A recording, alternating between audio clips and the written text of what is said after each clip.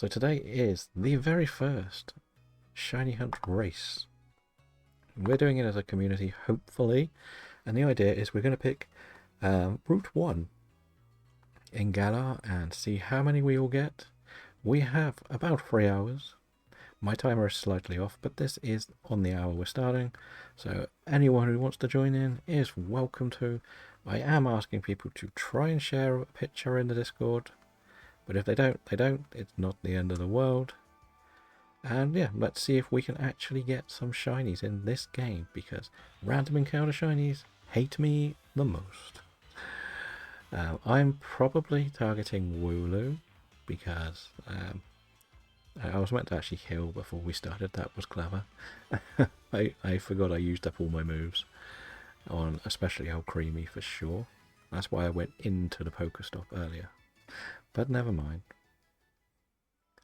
I'm going to avoid things that I can get in other games, but I want to try and chain some Wooloos together. I will go and heal very quickly because, of course, we start the race on time. Start on the back foot, shall we say. What is everybody else's main target on this race?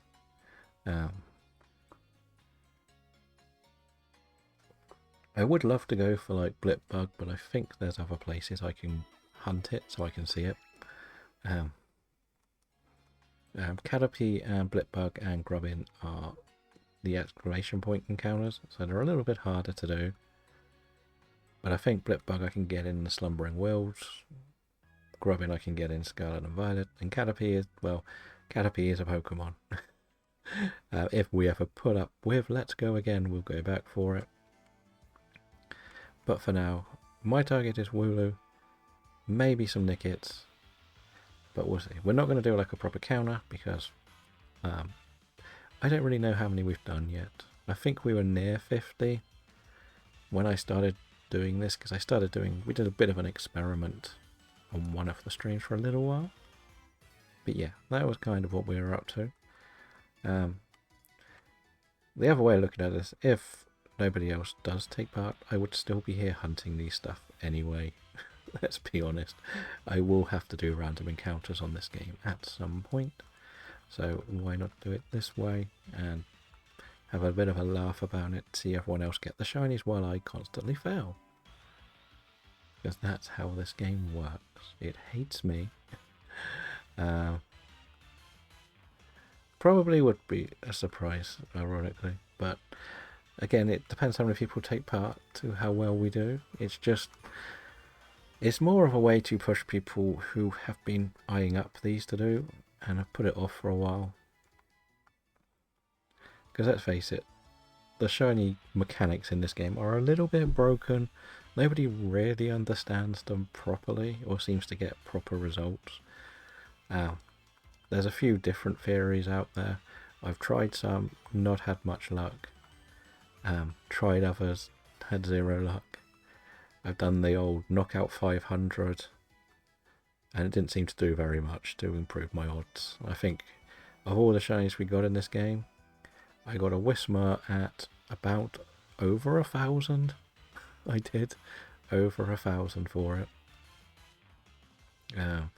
Thank you for the follow, Darkstar. Welcome in. How are you doing?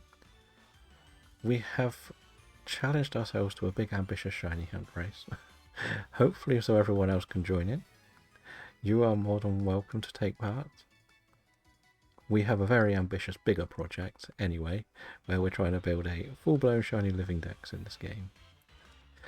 Well, not just this game, in Pokemon in general. It's probably because everything looks good on my end. Robin. It's not really.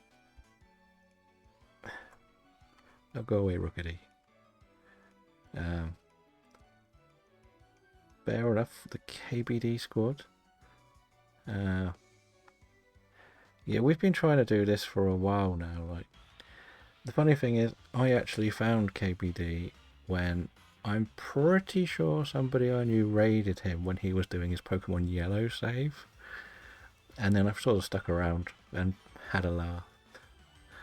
And then he introduced me to like Nil, And while Neil's been away for a few weeks because of moving and stuff, he's a fun Nuzlocker. We have a great laugh with him. He's doing a hardcore Nuzlocke living decks. Crazy. I did used to do a lot more Nuzlocks. I was part of a community called the Forever Lock. And the concept of that is get every single Pokemon into a Hall of Fame with a fresh Nuzlocke. And when they say every single Pokemon, it means like a Magikarp and a Charizard, for example. It's not just put a full team together and go for it. That's kind of what the idea was. We spend more of our time now doing shiny hunting because I prefer it. It's more relaxing. I do like Nuzlocks, don't get me wrong, but the thing that put me off the Forever Lock was there's a lot of paperwork to it. Unlike a normal Nuzlocke, there's not as much to it. But one day we'll probably go back to more Nuzlocking. Which sort of games do you like Nuzlocking the most on? Are you more of the old school games or the new ones? I know a lot of people don't like Nuzlocking the Switch ones because you see all your spawns. Professor Oak's challenge, the simple way of putting it is, which games do you have? That's what I would say first. So you usually Nuzlocke on the DS's. So if you were to eye up a Professor Oak, would you have the Switch games available to do it on? That's probably the easiest way to do it. I feel like I could just send you to the Professor Oak's Discord that I made, because I've tried it a couple of times. Like the simplest one to try it on is Let's Go.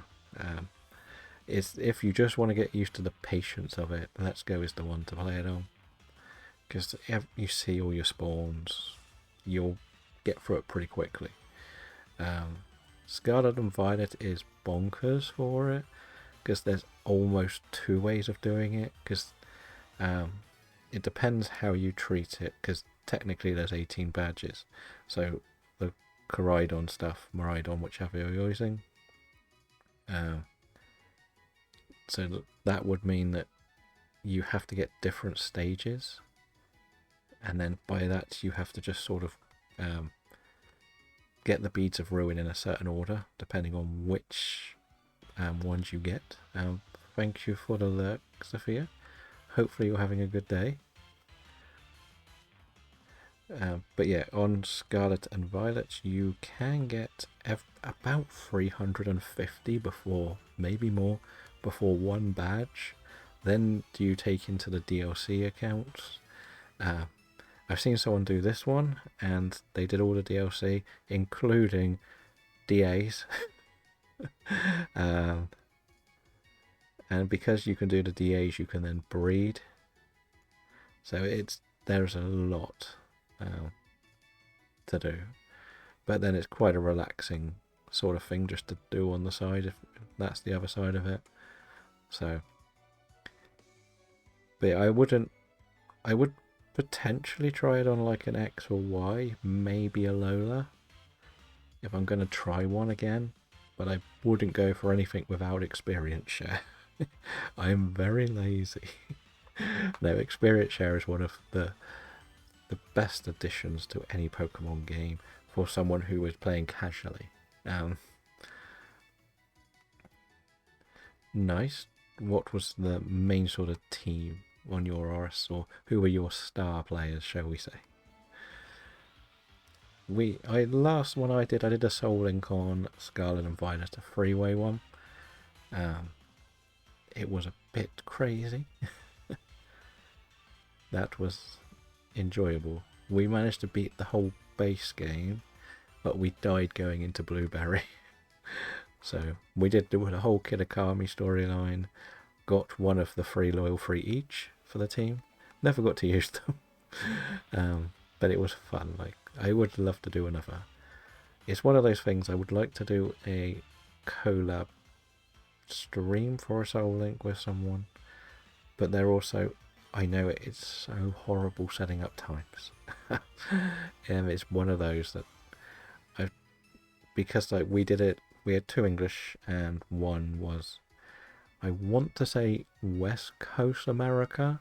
So we only sort of had about 2 or 3 hours once a week to do our Soul Link. It did give us all the time to like grind in the middle, like the whole team's up, but we had some really funky squads, shall we say.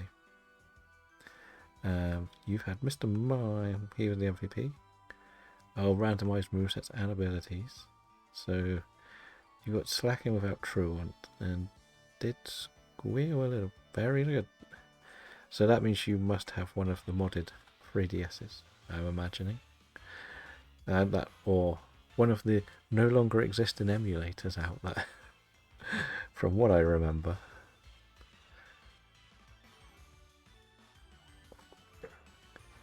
As Nintendo took them all away, or put down cease and desist orders on them all.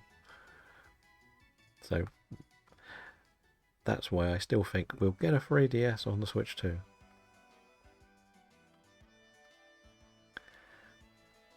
There are a few, but I've got to a stage now where I want to do everything completely legitimate. I don't want to use anything that is modded. I just want to play the pure games and get it done. Yeah, most of it's sort of like the, what's it called? The archive library or something. Public domain library that usually has a good stuff. Yeah, once you've got it, it wasn't a problem, but you can no longer get Citra legally. No, because it's been put under a cease and desist, hasn't it? So they can no longer host it as such. I do like myself a randomizer though. I do have Radical Red, so why did I use the Psychic Fangs on this?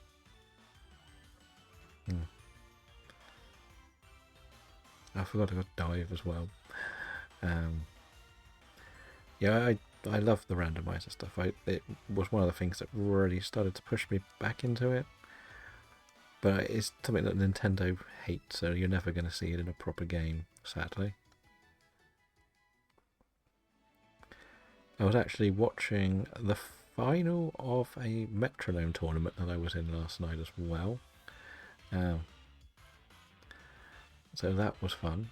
I got knocked out really early, but I was in it. My team was rubbish. No, I think when I picked my team, I wasn't expecting certain level scaling to happen. So I had a lot of legendaries that were given really low levels, so I never really got very far. I think I made my team, I want to say Gengar, Cresselia, Dialga for sure, but it's so long ago since I made the team I forgot who else was in it. Because I had Dragonite and that died. I think I did 7 battles and it killed itself 3 times and died to 1 shot 4 times. It was, no, 3 times. It was the MVP in the one battle it actually got involved in. It's kind of funny. Very funny Metronome battle. But I'm looking forward to seeing what Champions offers. Because I feel like if there's a chance to do randomizers, it might work out really well. Again, we don't really know what it is, whether it's rentals, whether it is your own Pokemon. There's a lot to see in there, to be honest, and I'm kind of excited to see what it has to offer for me.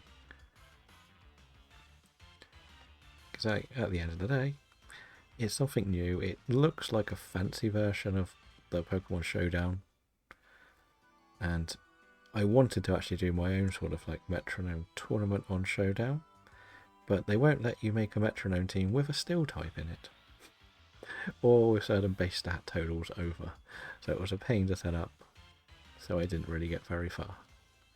But I was going to sort of randomise all of the battles and the groups and everything, do like a type only one.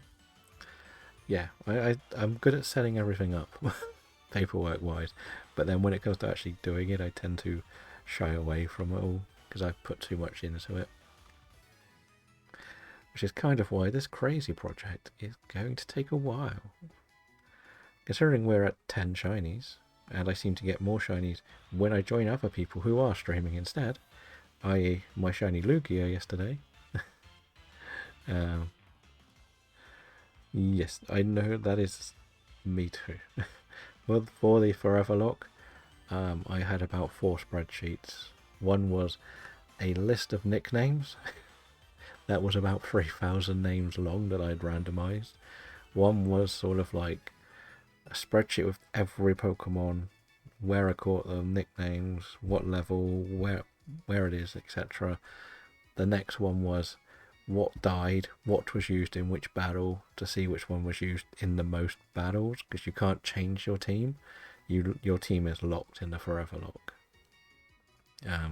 But that was something else that I was doing. So if just because it was on the squad, it doesn't count as being part of the team. It had to be in the battle, and it was trying to see which ones was used the most, and it was just so much.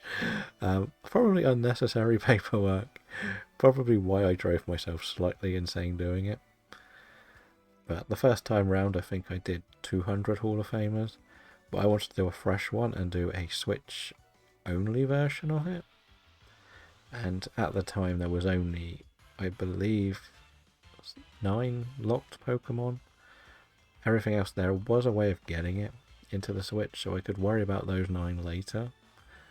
So I sort of setting that up. And yeah, I did about 3 runs, but the problem is so you do a lot of catching, and once you've caught everything, the Pokemon carry over to the next save.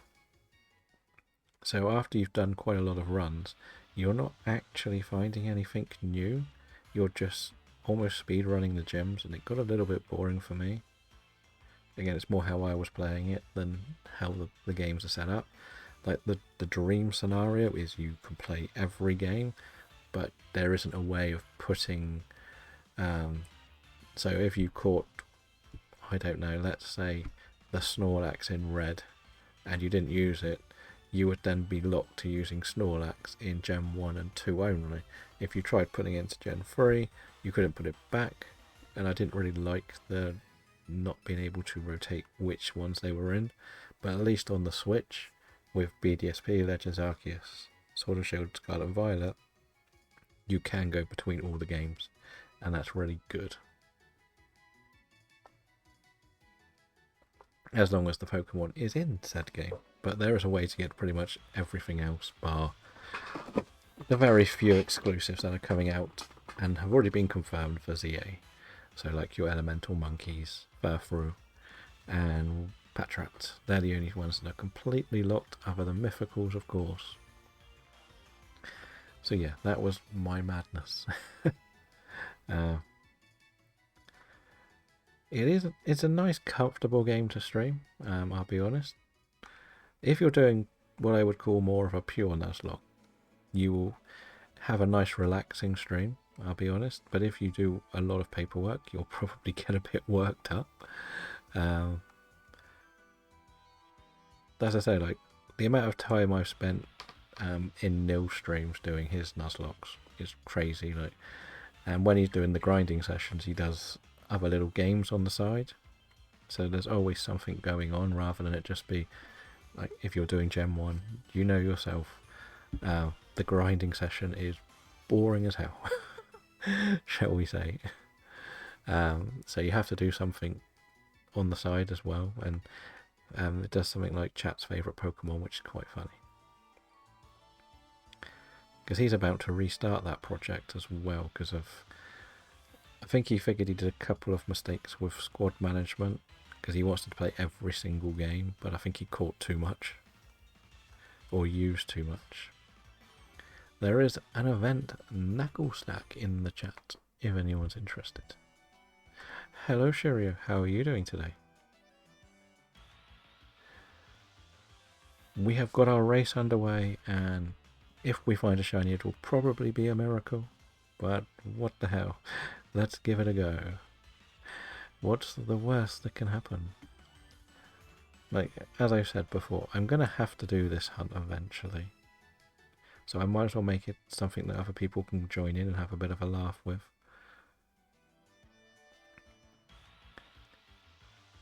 So yeah, that's the goal. we work through it slowly.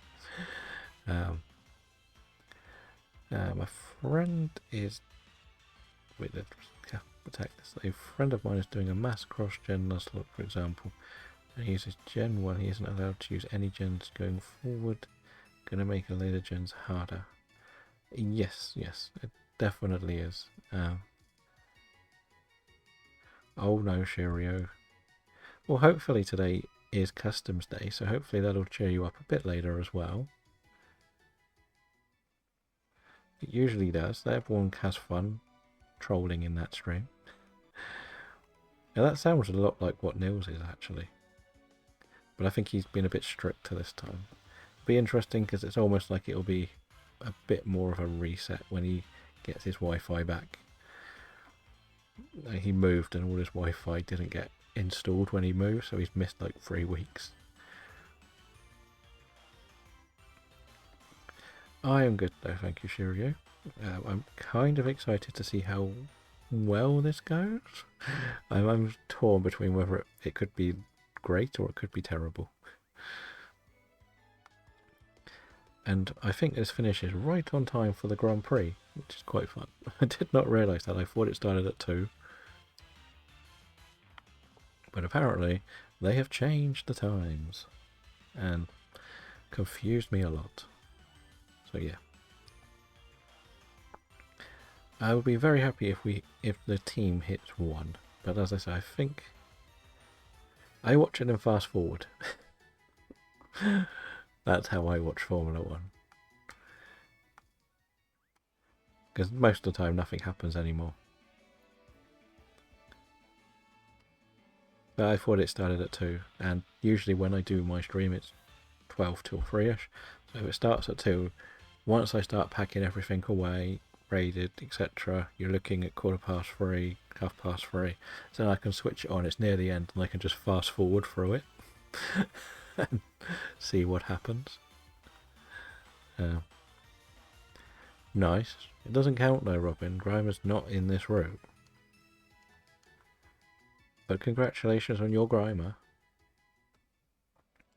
Is Grimer on the no, it's not on this Route 1.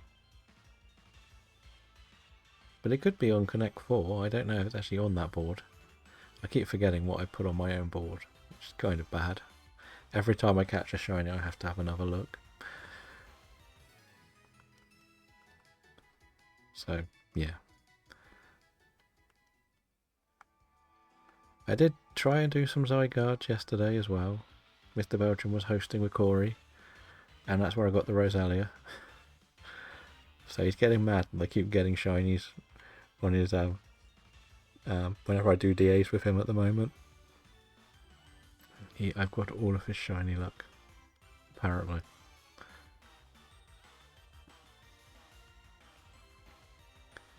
But let's have a look. Is Grimer on the board? That's the question. There's a lot to do on this though. Like, Wooloo has been one of my main chases for shinies for so long. Like last year I started doing on my main original save. I spent hours going round and round. A Nickit and Wooloo and never found one. It was driving me slightly crazy. Not gonna lie. I was just desperate to get them. Let's see. Because now Dragon's also on the board in Connect 4. I should really see. I keep looking at it and just forget everything after reading the first row. But is Grimer on there? Or needed still? The other thing to make note is it doesn't mean it's over just because Casper has a 4 in a row. The idea is to see how many we can all get. Sort of sabotage each other, like Casper did to me, with one of my very few easy lines that I found by accident. No, it's not on there, sadly. But at least Dragon has probably sabotaged one of Casper's lines. So there is a good thing.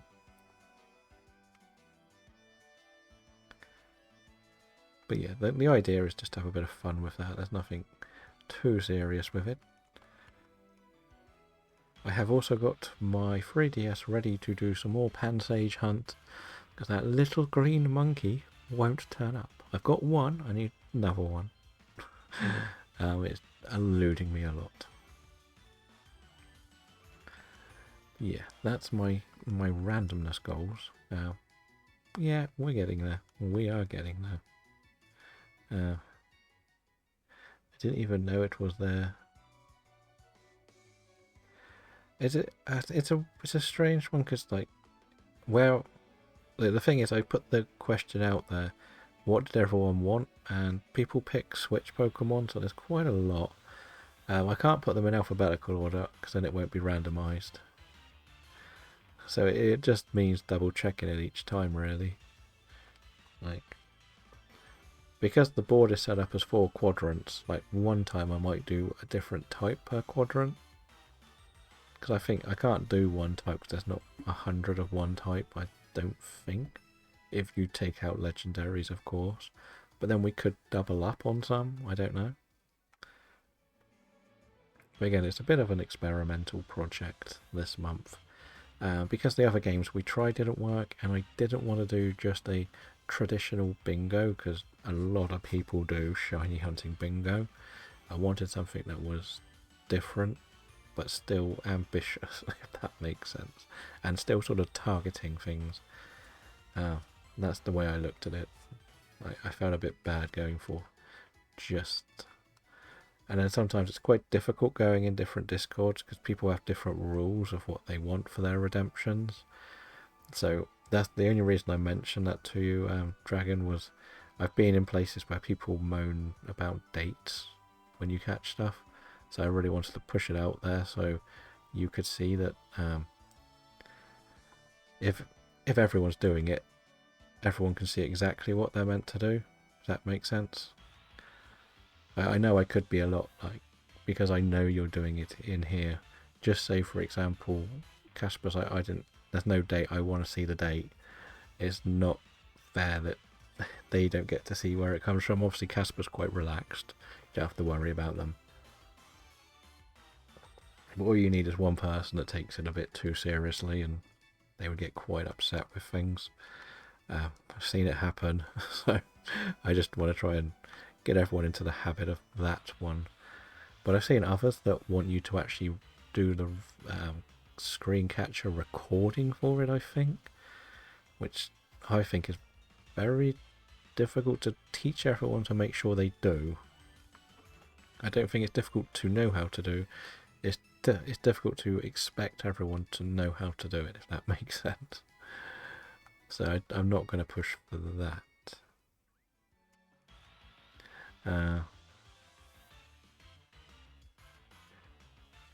No, you don't change the date when you do the outbreak manipulation, though. When you do the outbreak manipulation, you pretty much just move the clock like a second or a minute each way, and so you don't actually change the proper date to do it, so it shouldn't be a problem. There is a way to do it without changing the date then as well, unless you're doing like these hunts, because I've definitely done it where all I do is change the time and got new outbreaks. So in this you might have to do a bit of manipulation, but then if you're manipulating your game, then you're not really shiny hunting what you would call an even playing field to everyone else, which is why people push for the date to be shown.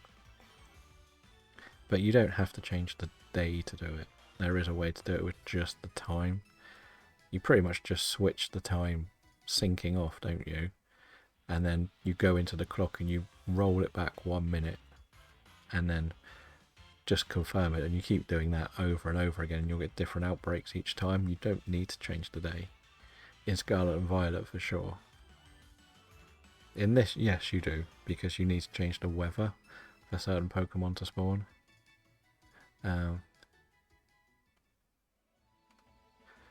But then the reason why people ask for the date and it to be on there is so let's just say we were doing a legendary one, and I know Robin's got a Zygarde. Robin just turned up and said, I caught this Zygarde. And somebody's like, wow, you got a Zygarde today. It's like, no, but there's no proof when he did get it, if that makes sense. But did you have the clock still synced? That's the thing. If you still have the clock still synced, then it won't work. As long as you switch the clock sync off, it should work. I've done it once, but I didn't really like doing it. And then when you finish, you just resync it up. That's the main reason why people like the dates, is to stop it. It's not so much that it's an unequal playing field then, it's more there's no proof that you didn't just have it stored away, that photo, if that makes sense. Yeah, if the time is synced, you can't change it. But if it isn't synced, you can just do literally like a minute or a second and it does it. But it just depends, like, do you really need to manipulate outbreaks in Scarlet and Violet nowadays? That's the thing, it's so easy to get shinies in there. Then it must be changing the minute back. You changed the minute back.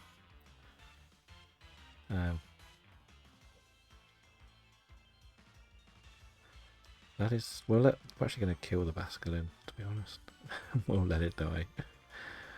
We'll have to swap the team around too much.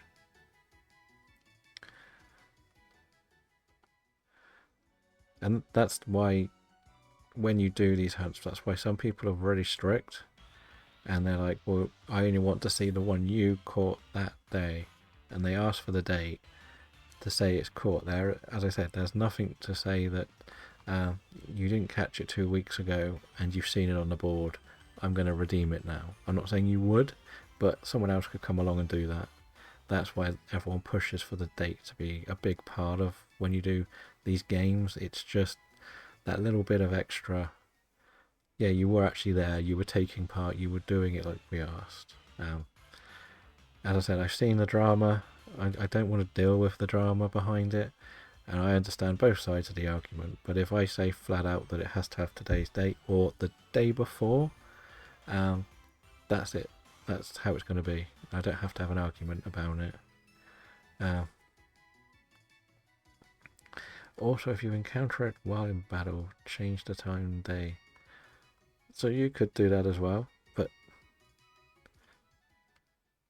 as I say, as long as it's got the date on it that you're redeeming it on, or within 24 hours, it's good. It's just, it's one of those where, as I say, we've seen people argue. I've seen it. It caused too much drama for me to really want to deal with. So I try to just make it relaxed. It's a simple rule. Yeah, but then if you're doing that, it's not so much, you're still catching it on the right day, that's fine. I don't have a problem with that. And you've got proof it was that day. So, yeah, you've done nothing wrong. It's when it's, if you just turn back round to say, I caught this 2 weeks ago, then it's a problem. Because people will say, well, that doesn't count because you caught it so long ago. And it's bad luck if it is something that you were trying to get that could be for something else. It's just bad luck. That's the problem. I know it sounds harsh, but it's just one of them where it's a lot easier.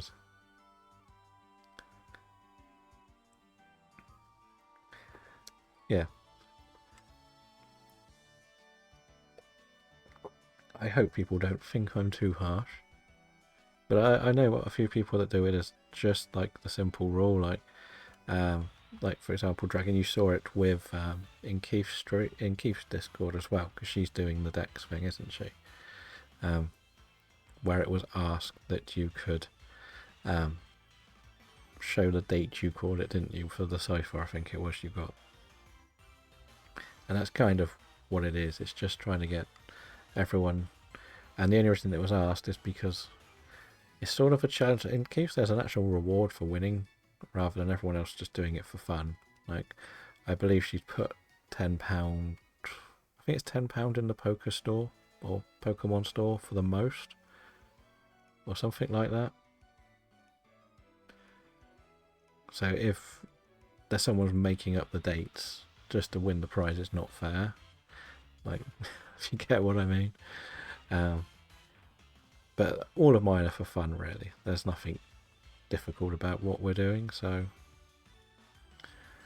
But that's more what I'm trying to just get through, that it's not too serious. But that sort of basic idea is you catch Pokemon, you take a photo of 2 pages, it's done. I don't really know if you have the same sort of options as some of the others, but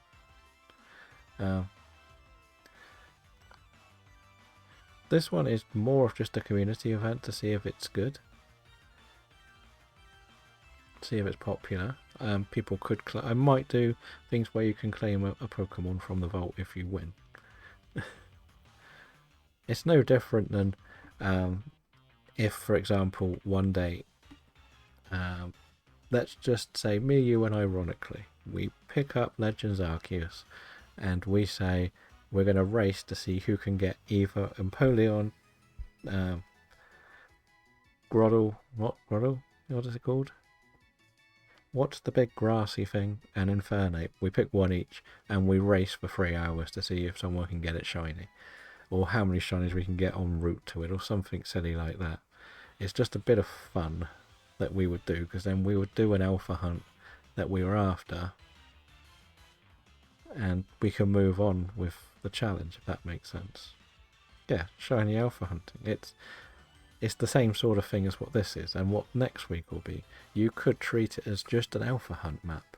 You could go, I'm going to spin a wheel, so we won't know what the map is until we're about to start as well. So we spin a wheel and see how many shinies someone gets. Whoever gets the most can have a shiny out of the PLA vault, for example. That's something we could do. And because I've got so many spare shinies, I don't really mind giving some away. They're all duplicates at the moment, but this challenge is also going to hopefully start replacing stuff in my original living decks as well. So we've already managed to get a replacement of Crocodile. I may go back into Scarlet and Violet later today and have a bit of a blitz on some of these outbreaks and just fill up with some Dedenes, more Paco Pachirisos and other things.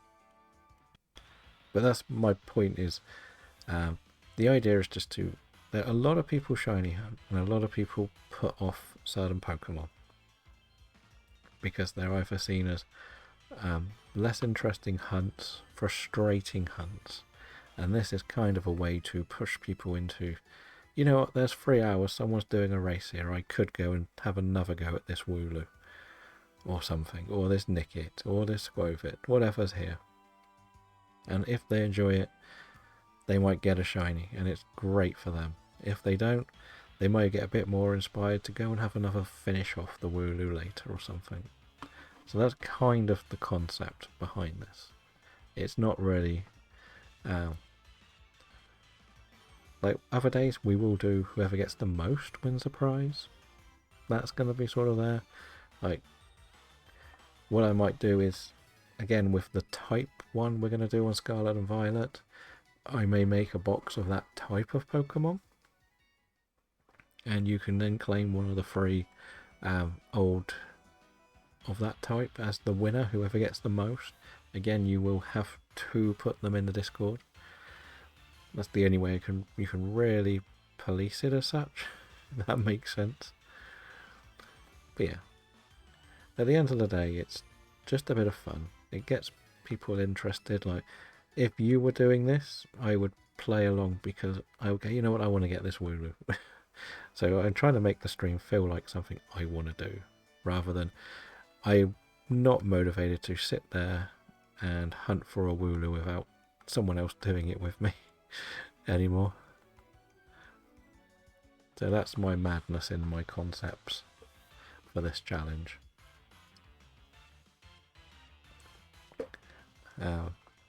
It's the main reason why I stopped shiny hunting before. I wasn't really watching anyone, didn't have anyone to talk to about it, and it was like, you know what, I'm a bit bored.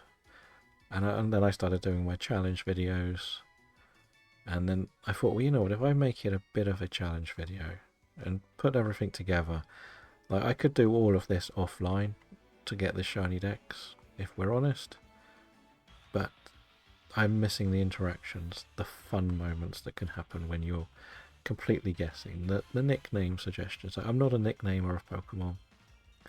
I love the idea that people can come up with nicknames, that we're going to name everything we catch. And yeah, that's kind of why we're here. Like, I'm hoping people enjoy it. If they don't, fair enough. But we've seen ourselves that DAs, you get a crowd come and go, because if you're not doing DAs, they don't care. And then others come along just to chill out, chat along, do some shiny hunting while you're doing yours. And it's all fun. That definitely wasn't a Squovid I ran into. Squovid is actually on the board of the bingo, of the Connect 4 as well, just so you know. Now, if I was to do a bingo in my Discord, I would set it up to be something more along the lines of, you have to catch one of every type. So there's 17 types. No, 17 types. And then put a couple of blank squares on there. So it would be like a monotype or a dual type. Or something simple to start with. Just do a 20 board thing. I might do that in the future. I like keep it simple. But then the other thing is you lock people out of the Pokemon that have been caught. So if somebody caught a Drowsy, no one else could catch a Drowsy for Psychic or Monotype. But yeah, we're ambitious, shall we say? Dear, I think that's the term I use. I'm very ambitious with what I want to achieve by doing this. And yeah, the more we do, the better. That was the board. We don't need the board anymore. We've got the board. So we will close that for now. I don't need the Discord.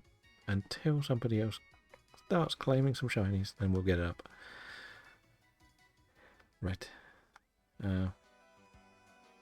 Surely you are. Surely I am. What? Going insane?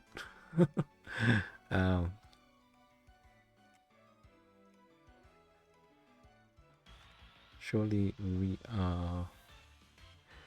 Yes, very, very ambitious. I always think of projects that are bigger. I'm always too slow to get going with my projects. I've always said, even back when I did film or more writing about film, I wanted to make somewhere where people who write about films can come together to discuss what they like or dislike about films. Like, one of my main frustrations about film criticism is somebody writes a review and that's the end of the conversation. I wish to see more critics discuss it more, and have more of an open forum to learn why some people like or dislike them. That's why I used to do a film podcast back in the day. But I did start small with these challenges. They were more individual based challenges.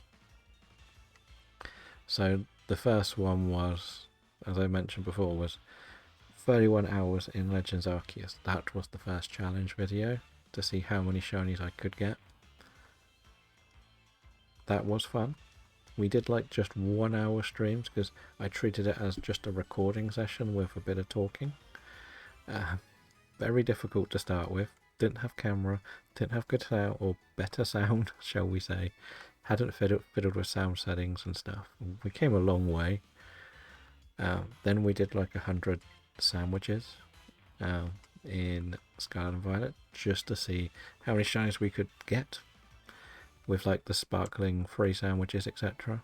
So they were smaller projects, but they sort of built up to trying to get every dark type in 1 month, which we failed miserably, but we tried it. We were just hunting in all the games. Thank you for the alert, Greaves. Still haven't got your elephant yet. Then we did a bit of like the DA shiny hunt sort of challenge to see who would get the most. It was a bit of fun, but even doing it, we noticed a lot of people dropping out. Some people were getting shinies, not sharing the shinies, and it was very hard to do what my ambitious project was, because some people don't take very good photos for the DAs either, so I couldn't use them for a main video, which is difficult. So there is that. I could do what I got, but I couldn't really share everyone else's because the video quality would not have been as good. So that challenge was a bit more difficult to try and do the community reveal to what everyone got. And then we didn't really do anything in May. We just sort of were waiting for the Switch 2. We just sort of bounced between a few different things. We did the type lock, which was a bit of fun, but we failed. Never went back to it. Even with that, it was the grinding that really slowed it down, to be honest. It would be interesting as many people are doing brand new playthroughs on this game. So that is also an option, but I want to find something that not everyone else is doing. And we know a lot of people were doing shiny dexes. A lot of people are nearly finished. And then there's me that has 10 out of 1,397.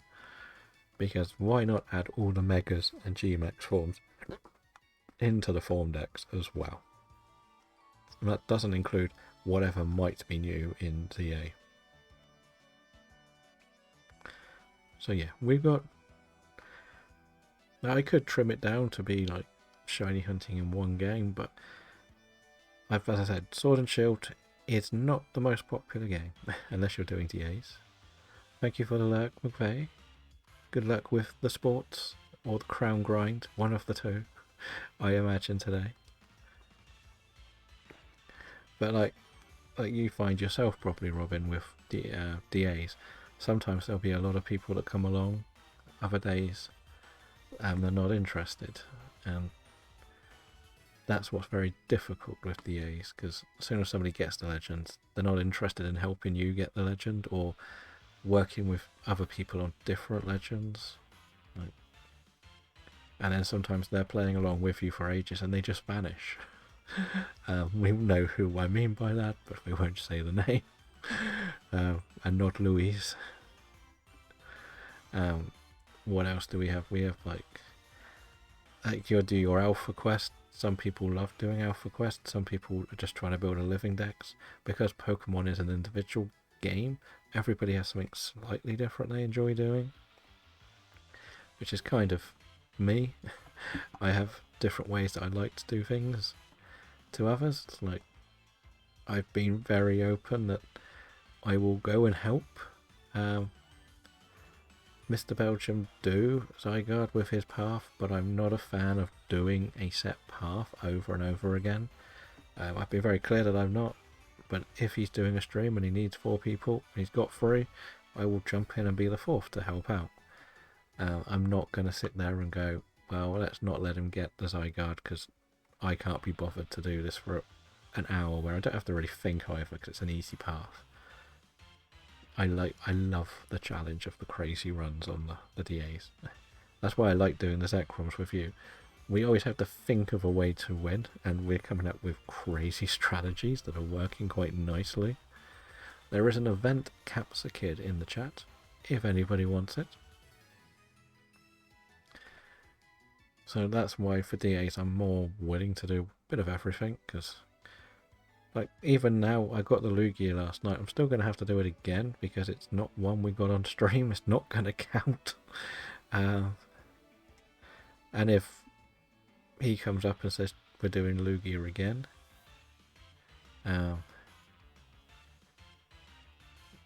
So with Zygote, you would really need to have the luck, otherwise you won't ever have a chance. Yeah, I get it. 100% Zygote, you need to have a good path put together. It's more that I still, because I'm trying to get a lot of other Pokemon, I like to mix up what I get when I'm doing those checks on DAs. I don't want to be checking an Ivysaur, a Roselia, and a Kingler for 5 hours. That's why I don't do them on mine. But if he's doing them and he needs a fourth, I will go and help.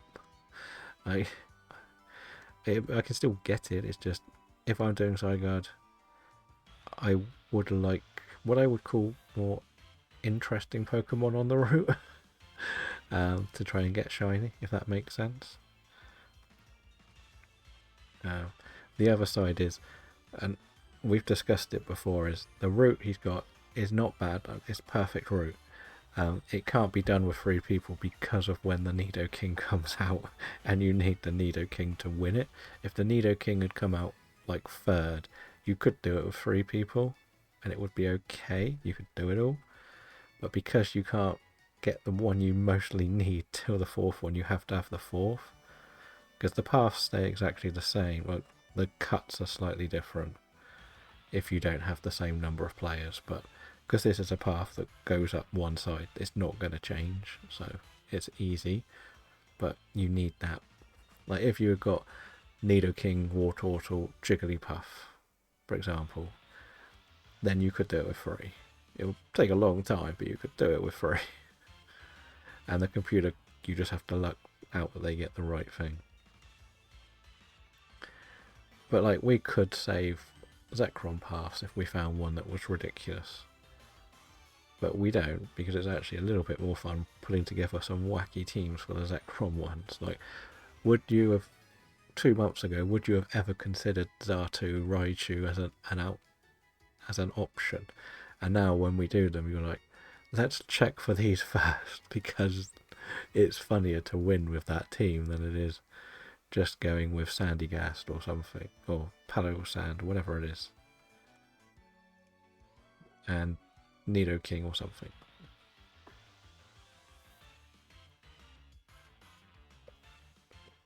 So I think most DAs is a good run. You could have saved the Lightning Rod one, but then the one problem is you could never join anyone else doing DAs until you get it. That's the problem. But that's what I mean by, like, because there's some fun, stranger options, shall we say, it is a little bit more fun than just doing the same path over and over.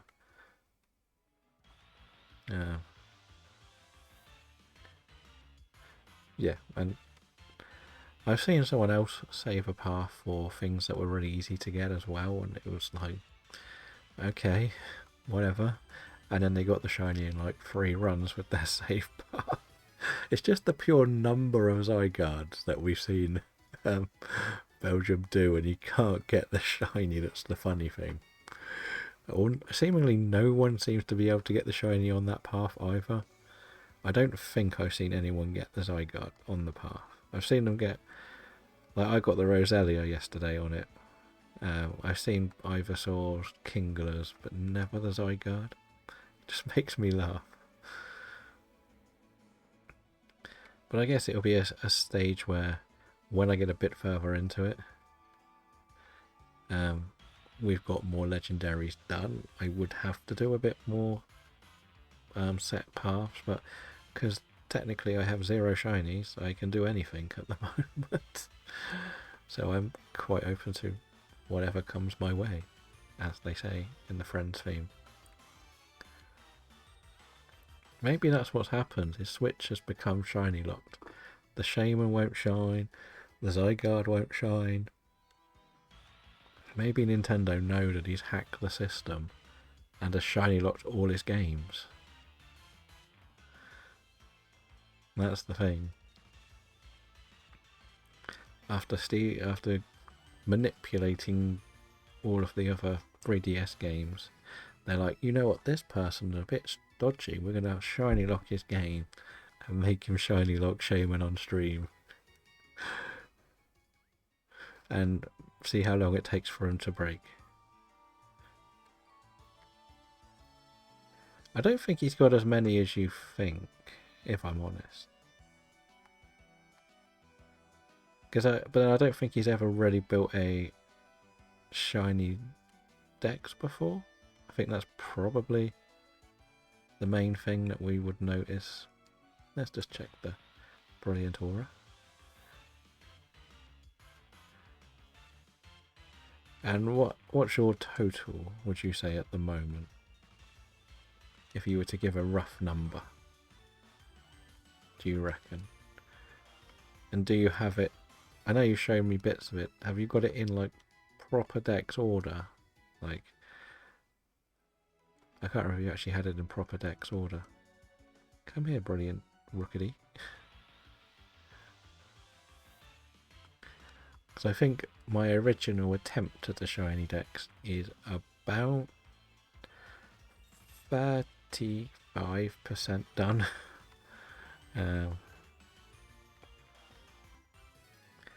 So yeah, I probably got more then. I definitely don't have that many exclusively from PLA, but I've done quite a lot in Scarlet and Violet. Done a lot of chain fishing and a few horde stuff. Like I've done a few weird hunts, to be honest, trying stuff out in X and Y pretty much, because I think X and Y is one of the best games for shiny hunting that doesn't really get enough talking about. Definitely my favourite, whether it be horde hunting, chain fishing. There's good ways to do it in that game. Because I know I got a Nincada, a Zigzagoon. I think I actually ran away from a Zubat in a horde encounter by accident. And that's without shiny charm. I think that's the thing that puts me off that game the most, is I cannot legitimately get a shiny charm in there. That's the only thing that annoys me.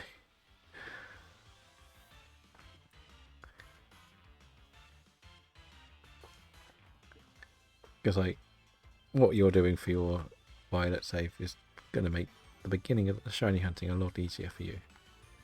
Which is what I've done in this game pretty much, but you have to get to Sirchester to get the shiny charm. Oh, there is a special Wooloo. Can we actually run this way? Yeah, and that's the thing. One copy of the game cannot get the shiny charm, which is frustrating. I think that's the best way to put it. I think when they look back, they would have to consider it a bit of a naive mistake to make it so you have to do trading to get evolutions. I think that would be the best wording to put it as. So he's managed to use up pretty much 2 Pokemon's moves. That's not too bad, to be honest. I think it might be Vikavolt next. Let's just see how many Wooloos we've battled. Right. Why are we all the way down here? There was Wooloo. So, we have faced 100 Wooloos. Not as many as that. 42 Zigzagoons. What? And 22 Nickets. Okay. Oh, very nice. And that's why it's good that you continue the project rather than start from the beginning. But then I imagine that's come from lots of time playing. Well, was it X and Y or Black and White you probably started shiny hunting? Or was it much later than that for you?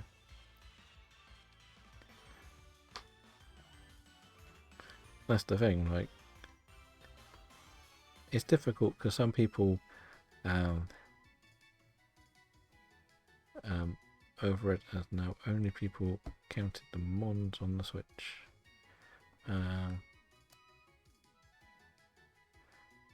So you still have some on the 3DS. Oh, that's good then. And Oras has the horde hunting, doesn't it, as well? And the chain fishing. So that's good. Yeah, so you're 10 years down the line with it. But I know for the fact, actually, I'm over it as I know only counted the mons. Oh, yeah, that's. And because it's become a bit easier to shiny hunt, it just is a lot more entertaining for everyone, I think is the best way to put it. Like, I always said that I never liked shiny hunting solo. I used to do the Nuzlocke solo, but I used to just watch like the anime on the side while doing the Nuzlocks. But then the craziness is when I used to play Football Manager a lot. I would, as I said, I do like X and Y for shiny hunting. I don't mind doing the random encounters. I do think there is still a place for random encounters. It's just, I think the problem is modern society is nobody wants to earn anything. They just want it done quickly. And sadly, that's the same with shiny hunting nowadays. Like, back in the day, you used to have to earn a shiny and it felt really good. I know there's still people out there who do the 8,000-ish, whatever the number is, and they can be bitter towards the people who are doing Scarlet and Violet because they don't feel like they're achieving the shinies as much as they did or do. And that's the same with everything now. It's like, unless you can have it all in one go, nobody cares. And that's a horrible thing to say, but yeah, and that's what I mean. Like, the amount of games that come and go before you've even noticed that they've gone is outrageous. And the fact now a lot of, like, they're good developers, they're making good things, but they just slap them on Steam and call them early access, and they're on Steam for like 5 years as early access is a bit cheeky as well. So they're not even making complete games. Yes, it's right that you should continue to update them, but that's why I think people are too easy. Like, so let's be honest. I know you said you weren't the biggest fan of Galar earlier. What is the main thing you, or 2 or 3 things you don't like about these games? Forget DLC accounts, just the base game as well. Because as I said, one of mine is the routes are too small. They should be much bigger. Because there is an open world now, it should be much, much bigger. The story in the game is a bit boring because you're not really involved in it. You're just a passerby. That's bad. And the problem with this game is I think once you've finished the game, there isn't much to do other than complete the Pokedex. It depends on if it's actually advertised as early access, though, Minecraft. I saw something that I think it got released in 2015 and it's still classed as early access, but it's sort of like,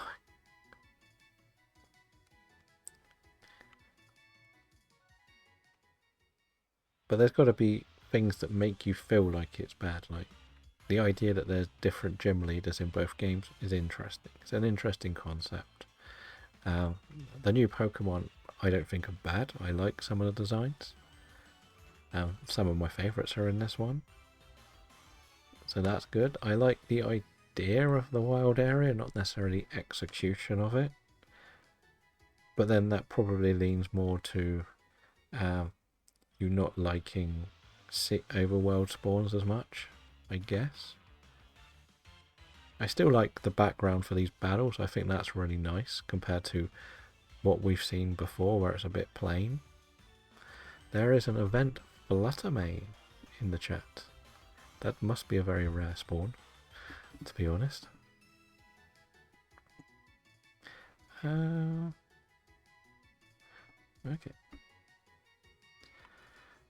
That's the other way of looking at it. Like, I still think this is a good one for people to pick up and just play the journey of the game.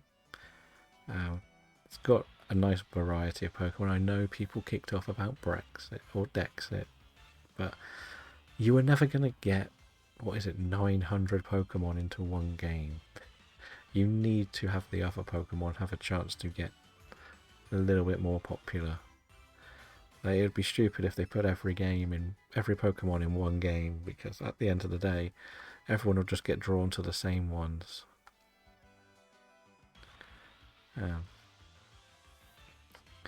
But after nearly an hour, I believe we're still on 0, sadly. I don't know if that's the same for everyone. I imagine it is, because I haven't heard anyone say, I got a shiny. But whatever, it's fun. We've got the encounters down, which is a big thing.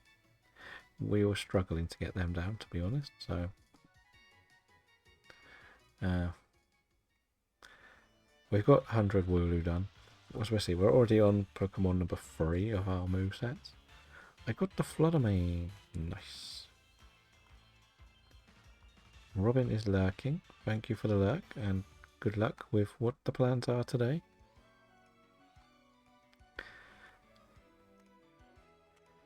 So I even like the town design in this game.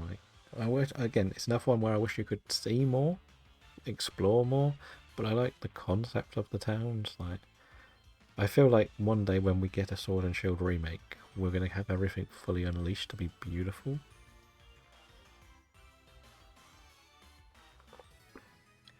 But as I say, there's just so much. Again, it probably doesn't help that my Pokemon gap was Gen 3 to this, and Gen 3 was still pretty much a top-down game. And then you jump to this, and like the improvement in the visual look of the game is out of this world. Because when I played Gen 1, 2 and 3, I always wished I could have seen a 3D Pokemon game like this. It was just something that fascinated me, the idea that other games were being 3D, it being exploring thing. How could this game not have ever had a 3D game? And I'm not counting Snap or Stadium. I mean the idea of travelling around, collecting the Pokemon, etc. It felt like it was something that was easy to transform into a 3D game in my head at the time. So that's kind of why I always look back and go, what did we miss out on, or could we have seen more?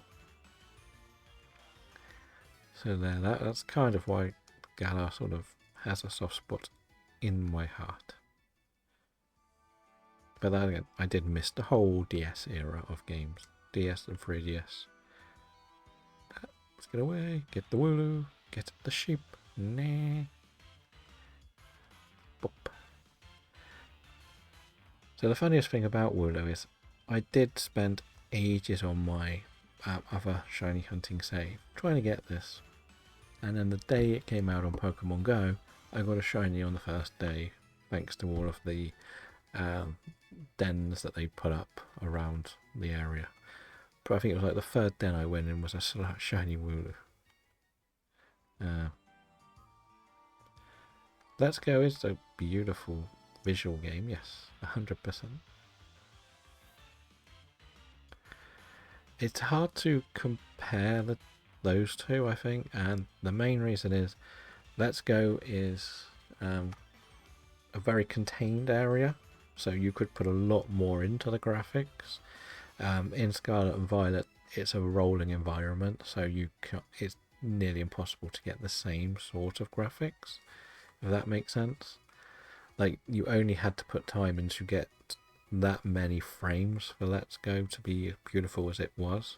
It's sort of a square game, if that makes sense. While Scarlet and Violet is pure open world, there's just so much that needs to go into every little thing. The number of spawns is another reason why it was so buggy to start with. The environment changes as well. That's why it's so much more difficult to compare the two. Like, Let's Go and BDSP, I do like both their art styles, but I don't think you can ever compare them to what Scarlet and Violet and Legends Arceus was or is. That's the thing with it. It's very difficult to get environments to look the way they want them to in these games. I know there is ways to be very good at it. There are games that are fantastic at it. Just look at Red Dead. Look at most of the Rockstar stuff. But imagine if Rockstar made a Pokemon game. That would be something. If Rockstar made like the base of it and Pokemon made the spawning part of it, just imagine what would happen. Just imagine how that could look.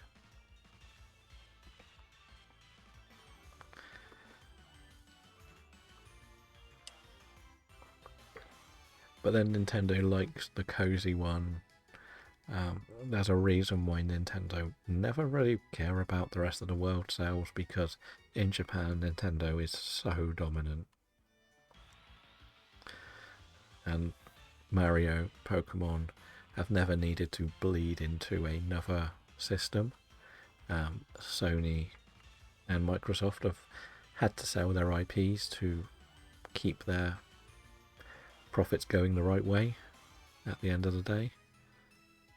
And that's kind of why Nintendo have always tended to be a little bit more special with what they do. I think that's probably the best way to put that. Like, you haven't seen Mario turn up on an Xbox unless it's like a made-up game or fan game or something. So yeah, that's kind of what we've noticed over the years.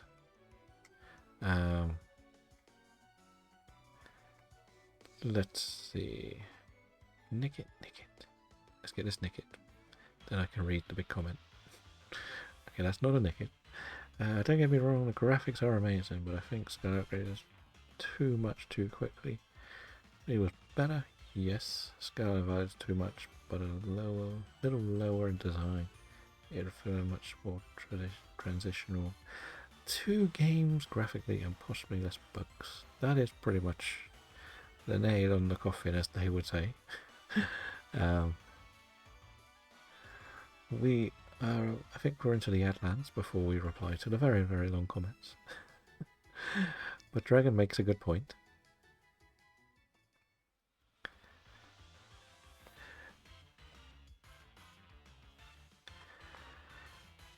So, we have, we've got just over an hour. We're still shinyless, but we expected this. This is why I put it down as more of a community shiny hunt, I believe. Because at the end of the day, it's going to take a long time to get a shiny in this game. For anyone involved. Like, we know, as I say, I've only ever had 3 random encounter shinies. And even that, and when I say that, that does include the overworlders. So, yeah, that's how bad it's been for me. I've always tended to struggle. I'm not too worried that we struggle. Like, if this project takes years, it takes years. I'm not bothered. I feel because it can take longer, you kind of feel more rewarding. I don't want to rush it. If I rush it and I finish stuff, I'm going to be just doing slow runs through the hard hunts.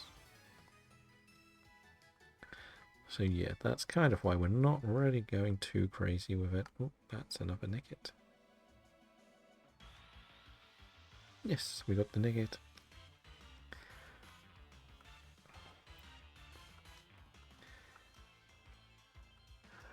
Beat the Nickit and we can move on again. They're doing quick attacks on us. It's not nice. We're not taking damage for no reason. That's a Rockety. We can get Rockety in Scarlet Violet. Yes, so let's beat this Wooloo. Yeah, so to go back to your point about Scarlet Violet probably was too much too early. I do agree. I do think that they should have done more. I want to say almost cutscenes between each area, but I think they wanted to not have that as an option anymore. Good morning, Charmeleon. How are you doing? I learned that the race starts at 3 o'clock today. So I am very disappointed because I thought I could watch it in fast forward, but now I might have to watch it at normal speed. When did they start moving the Grand Prix to start at 3 o'clock in the UK? But anyway, that's why I think PLA looks a little bit better, because they are contained maps, if that makes sense. I just think Scarlet and Violet probably should have been a bit more contained, but they sort of failed to do that. But they just wanted to I haven't never played the Zelda games, but I'm assuming like Breath of the Wild is a pure open world. There aren't really cutscenes when you go to different areas, and I think they wanted to try and do that themselves and didn't really master it.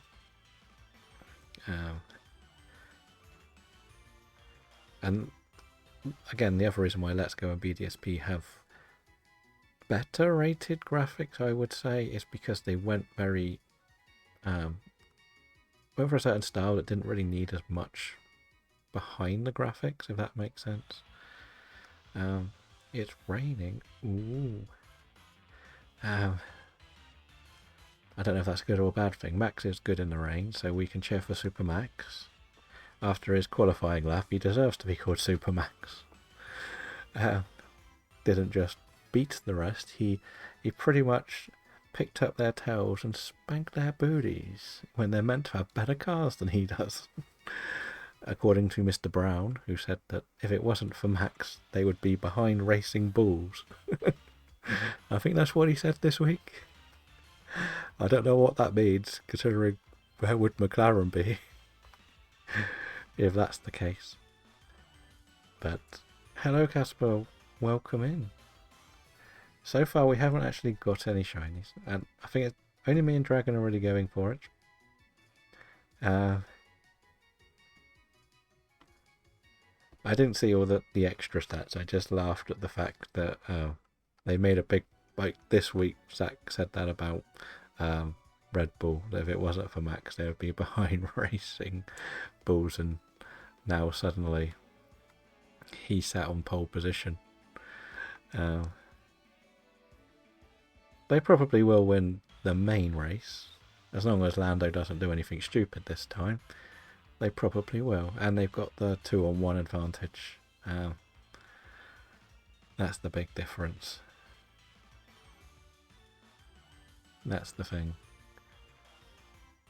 And but then you could also say that means that Max is probably the best racer on the grid if he's doing that much to improve the car. Because at the moment, whoever's in the second car can barely finish in the top 10, let alone the top 15. And that's not a dig at Lawson or Sonoda, it's just we've seen that they're both pretty bad. The car's bad, not them. I think we're going to get more chaos. I think Russell will probably get a podium, because he just seems to be the sly little fox that's there and around all the time. I don't know why, he just seems to be in the top 3 every race without really being in the race. That's the other way of looking at it. But yeah, I don't know if you are going to try and join in, Casper. You know the 7 potential encounters on the table, so it would be lovely if somebody could get a shiny in this, but I'm not counting on it, to be honest. We know it's a terror. Like, shiny hunting in this game for random encounters is real difficult. I still don't know how it works. So yeah. George is sort of just like the basics. He's a safe driver. I think the best way to describe him is kind of like a bit of a Mark Webber, where he could probably win a lot more, but the team just lets him down a bit too much at times. And after Toto's vanity project is doing very well at the cinema, it would be comedic if Max went to drive for Toto after the amount of hatred they had towards each other, shall we say. There is a wild Palafin Zero form in the chat if anyone else is playing the event. I don't know if anyone else does. But we have nearly finished 2 Pokemon's moves. No, 3 Pokemon's movesets beating stuff in this route. So, yeah. Shows how many encounters we've done. We've only got 5 on our team, so I've got to actually go back to the Pokemon Center soon.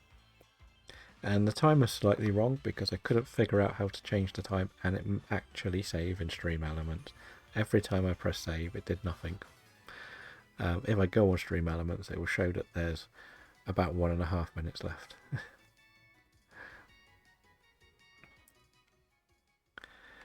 I was saying to someone else that ever since Christian Horner got done for his little indiscretions, Red Bull seemed to have fallen apart.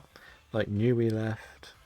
As soon as it happened, there was unrest with Yoss kicking up a storm about it, and it's sort of gone a bit pear-shaped for them. And then they also facing the consequences of the cheating a couple of years ago when they had done too much time in the wind tunnels, wasn't it? So they weren't allowed to use the wind tunnels as long. So that they also got those consequences that they're facing.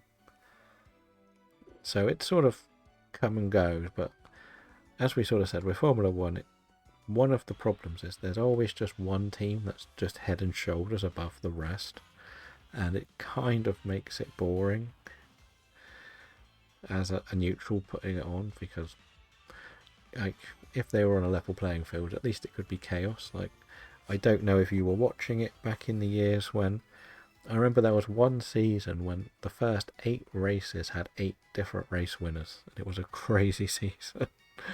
That was a very interesting year.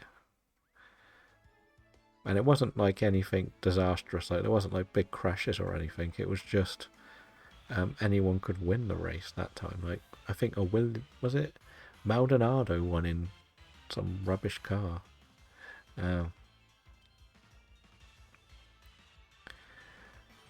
McLaren, but yes and no. I think drivers, it's close, because you have Max, you have Russell, and you have Hamilton. But for the teams, no. The teams are too divided. They seem to put all their efforts into one car, the other teams. I think that's the way I look at it. It doesn't help that you've probably got a lot of rookies this season. So the rookies are too busy just making sure they're not doing anything stupid. So they can get a seat next year. There's that ridiculous pressure put on them when they probably don't deserve it. Let's be honest. Like, I still say that I would love it if every team had 3 cars, but one car was a rookie that could only drive for 1 season for you. And that rookie would rotate. See, I don't think they're a good pairing. I think they're one accident away from being put in the same bracket as Patel and Webber. I don't think they really work together very well. Like, they both just... Like, whenever you hear the radio comments, they're always having a slight dig at the other one. Like, last race, we saw that in Canada, where Oscar decided to act like an idiot. Not Lando acted like an idiot. It's like, you're not going to come higher than 3rd. The team can come 3rd and 4th. Settle for 3rd and 4th. You don't need to overtake your teammate like a madman when on an unsafe area. Oscar did something a bit similar but got away with it last week, but then you could turn around and say that the Alpine probably cost him the race by trying to run him off the road, which was pretty horrendous. So they both they're both being too reckless for the team, I think. I know Max is just as bad. I always say for sure Max is just as bad. Like, you look at go back to last season and you see the Oscar and Lando argument at Hungary, I think it was, where one had let the other one through and they did something at the pits and they were meant to let the other one take back over, and they were arguing for about 5 to 10 laps about it. And there's the need to win, and as I've said, I also don't like that teams just settle.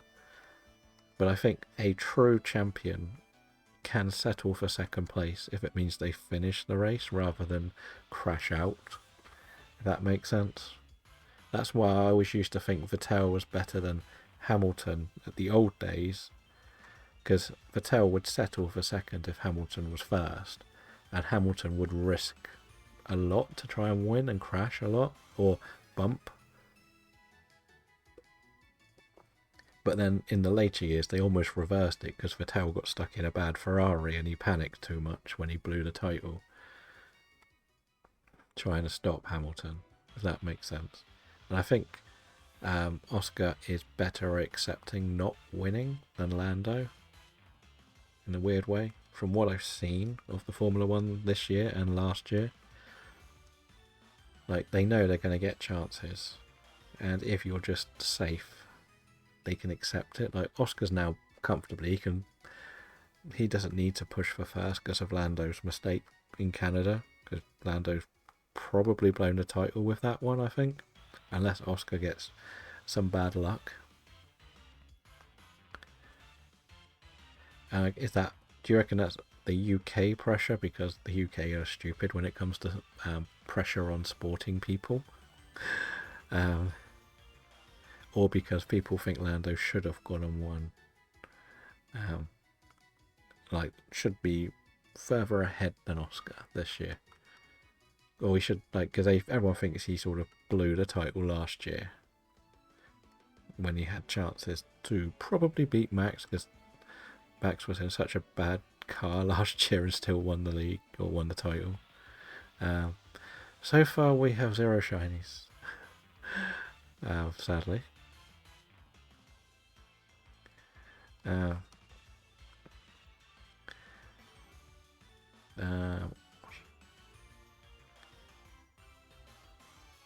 Yes, it is about right.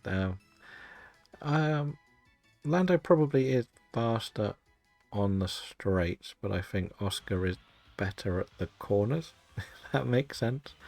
Because it's not always about driving in the fastest pace.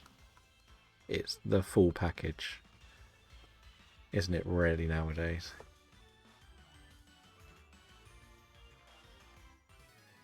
Yeah, and Lando is bad at starts, from what I've seen this season as well. That's cost him the most. If he wasn't... Like, Oscar seems to be exceedingly good at getting off the grid compared to Lando. I know the last couple he's got a bit better, and he did admit that it was a flaw of his and he's been working on it, which is fine. But I think the other side of it is Lando's been in Formula 1 for so long, and apart from last season he was just another driver, and Hamilton fell off, and suddenly we need to put a big Brit at the top of the table and say they're the next big thing. I know there's been talk of like British biasness with penalties, like, so there's another Discord I'm in, and there's a lot of Formula 1 discussion, and there's a lot more experts than me, and they said that Carlos Sainz got a penalty for the same thing Russell did in the same race weekend, and Russell got away with it, and it leads to the debate that the English people get off more than the others, or the front runners get off more.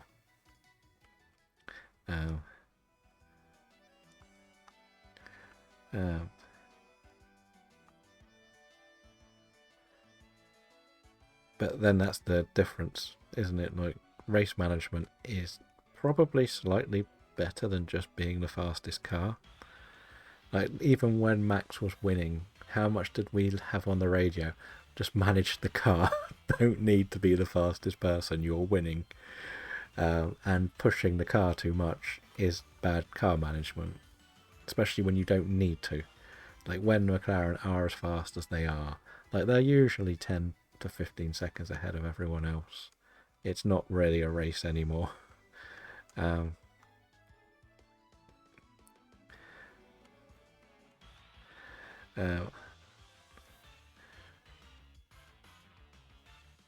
That's what I think people are saying, but again, it goes back to what I've said about VAR and stuff and other things. Like, if, like, sometimes, like, we look at football, football's a slightly easier thing to use as an example. You see one tackle. There's a big example. I will have an open discussion with my friends about this. It was the Tottenham Liverpool game, from the one where they had the goal disallowed that should have counted, and they had 2 players sent off. So we have an open discussion about this. Liverpool fan is in the conversation, and the red card that Curtis Jones got, he said that's never a red card. And some pundits have said it, and I said I think it is a red card because he's gone over the ball and he's raked down the guy's calf.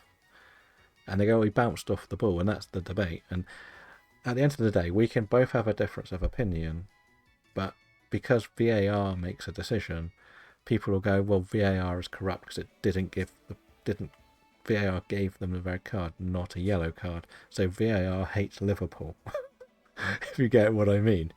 And it's not VAR, it's an interpretation of what is called a violent tackle or not. If you go to the goal that got disallowed, we saw last year, Notts Forest player got injured because the guy didn't, the lino didn't put the flag up, and they got told not to until the game had finished. So until the play had finished. But if he had put his flag up, it would have been a wrong offside call. And it's not. The liner did everything right. I'm not putting my flag up till the moment has finished. I think it was offside. And the VAR have made a mistake. They admitted they made a mistake. And the poor referee of the day is stuck in the middle of this and gets blamed for it. It's not his fault. He didn't get to look at the replay. He got told he was offside. It was the right decision. Play on.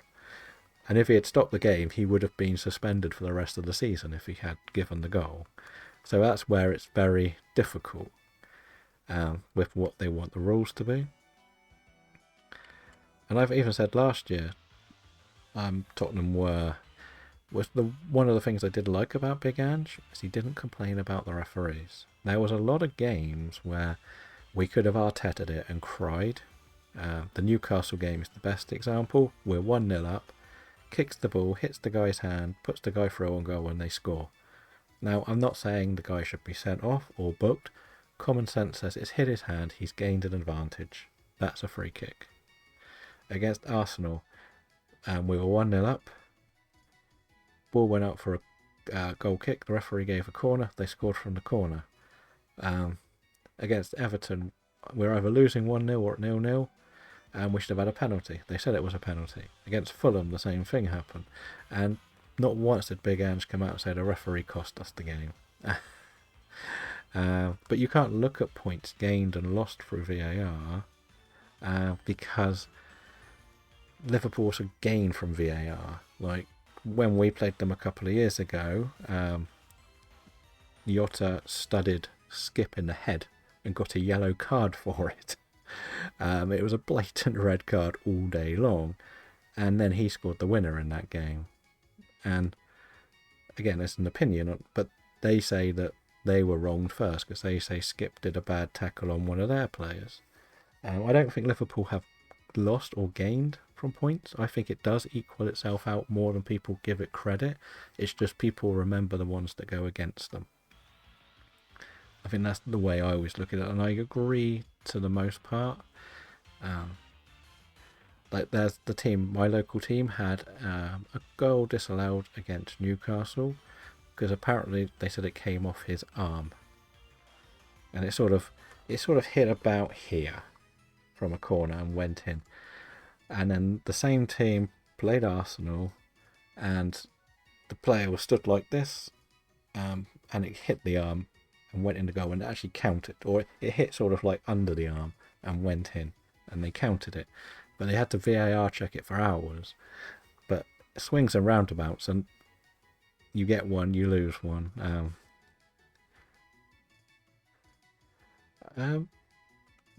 You can say they gained, but it's very difficult to term the point gain because the game is still active. That's the thing, like, people use the term gain and lose. But if a VAR decision happens in the 3rd minute and Man U get a penalty and score, have they gained 2 points because there's still 88 minutes to fix that game. And then the counter argument is that game they could score that penalty and they could go on and lose it. Have people counted that as a gain or a disadvantage? You know what I mean. People like to remember the things that they argue about, and that's what VAR has gone very badly for. Like, I've only seen what I personally think is like two or three horrendous VAR decisions. But then people argue about what offside should be. Like, Arsene Wenger wants to put daylight between people, and you've literally spent 20 years teaching defenders how to defend, and now you want to change the rules on how to defend. But I'm also somebody who stuck up for the Millwall goalkeeper. It was a red card, before you think, what's he talking about? But I don't think he should have got an extended ban for it. I've seen worse tackles and more malicious tackles get a lot less. So it kind of is, again, I will maintain my argument is VAR is a problem because people don't get the outcome they want from a decision rather than whether it's right or wrong. That's the most difficult part of it. And if we micromanage every game of football, I don't care what any Arsenal fan player says, their staff are, their club is irrelevant. I don't get where that bit's come from, but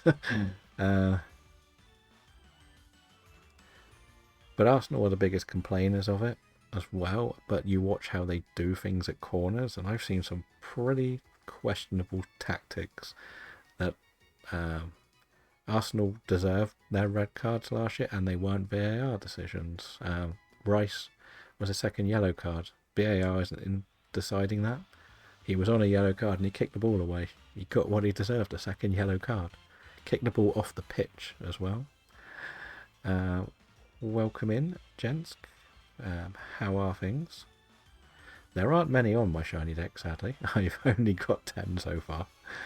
I'm only putting the stream shinies on there. As for Trossard, the same thing. You're on a yellow card. You kick the ball away after you hear the whistle. It's your own stupidity. It's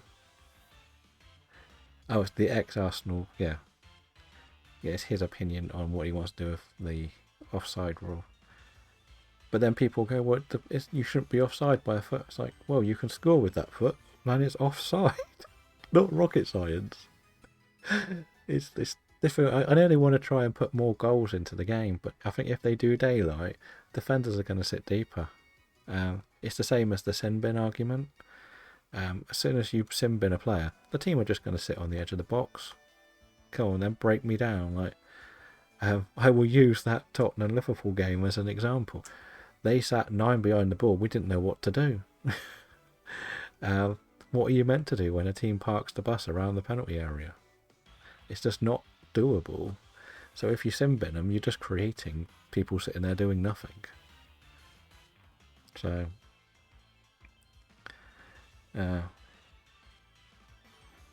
see, I don't actually hate Arsenal as a football club as much as you.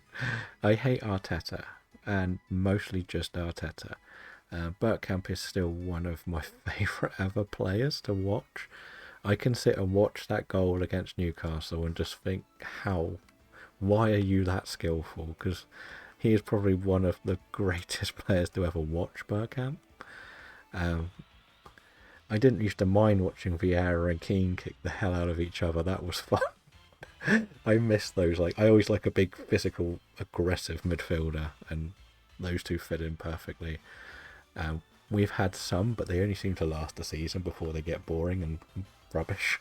Like Sandro, Palacios, they were amazing to watch, and then they turned rubbish after one season, and we got rid of them. So I don't really hate them as much. I used to like how Wenger ran the club as well, by giving young players a chance, a bit more than everyone else. But Arteta is the worst manager. If Arteta wasn't the manager, I wouldn't really care what Arsenal were doing. It's just, I just hate him. I just want a fan to punch him one day because he acts like a prat on the touchline. And then when he said it was a disgrace, and he goes, "Oh, disgrace means something else in Spanish.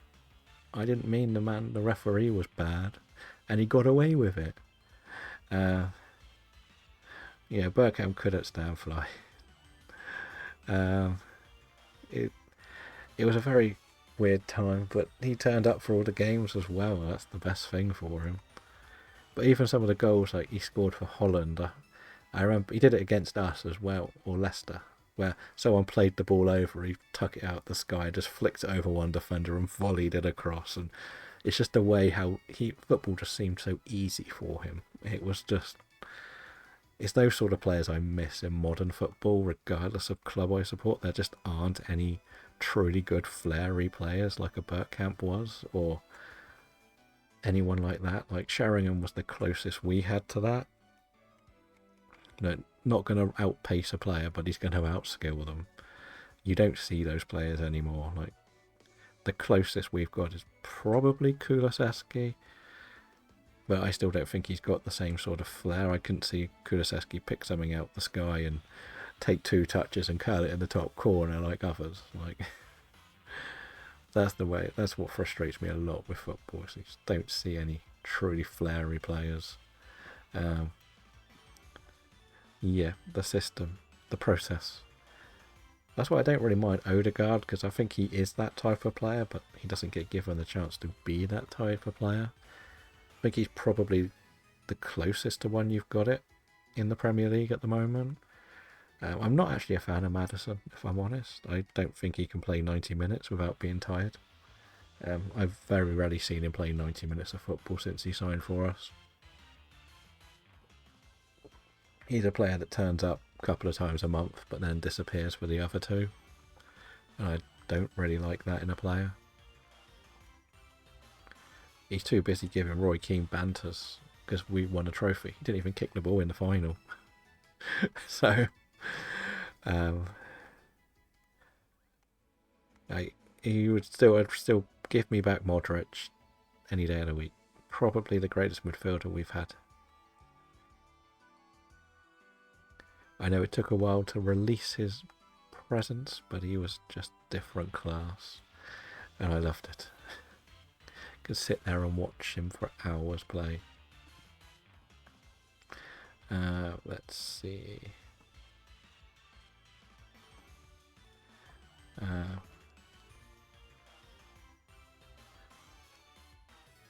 See, I never really got to see much of Neymar, to be honest. I had started to get bored of the Spanish league at the time because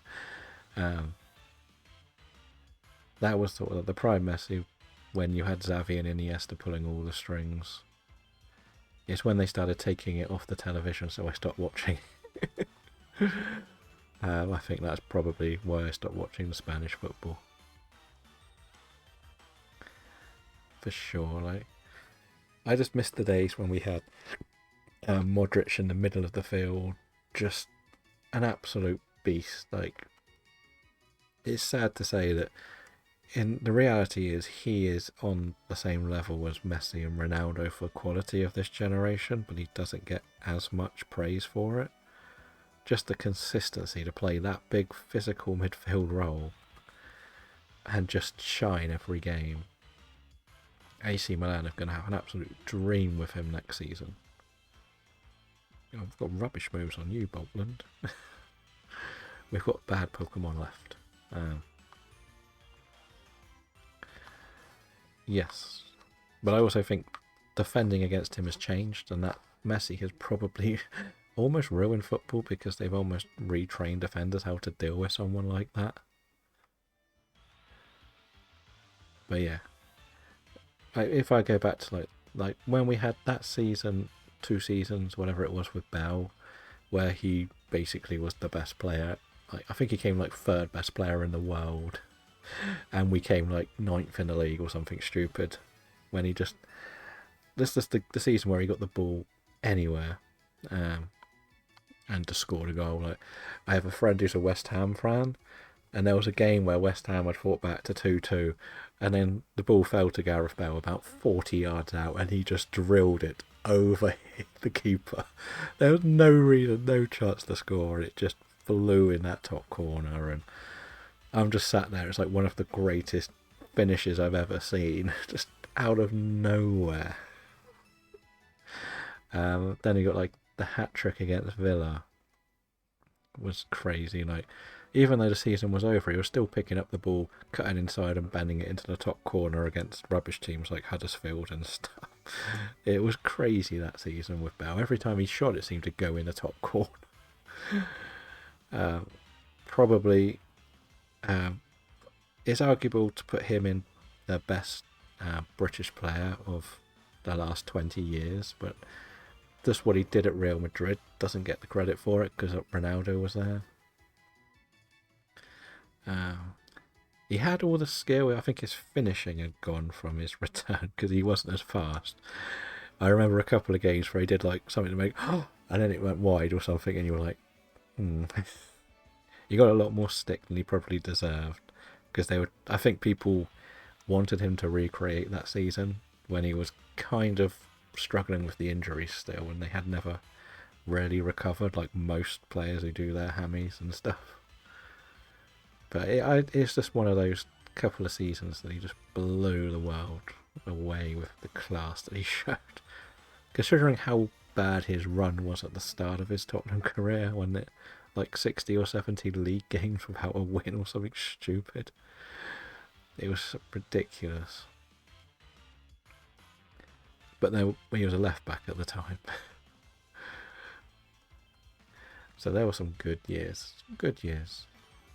And then because he started getting marked more, it opened the door for Modric and Lennon, and they got all the space in the world. And then Kane emerged and blew everyone away with all the stuff he broke. And then you sort of got a cheap Dele Alli for like 5 million. And even though his career fell apart, I think we got a lot out of him for 5 million.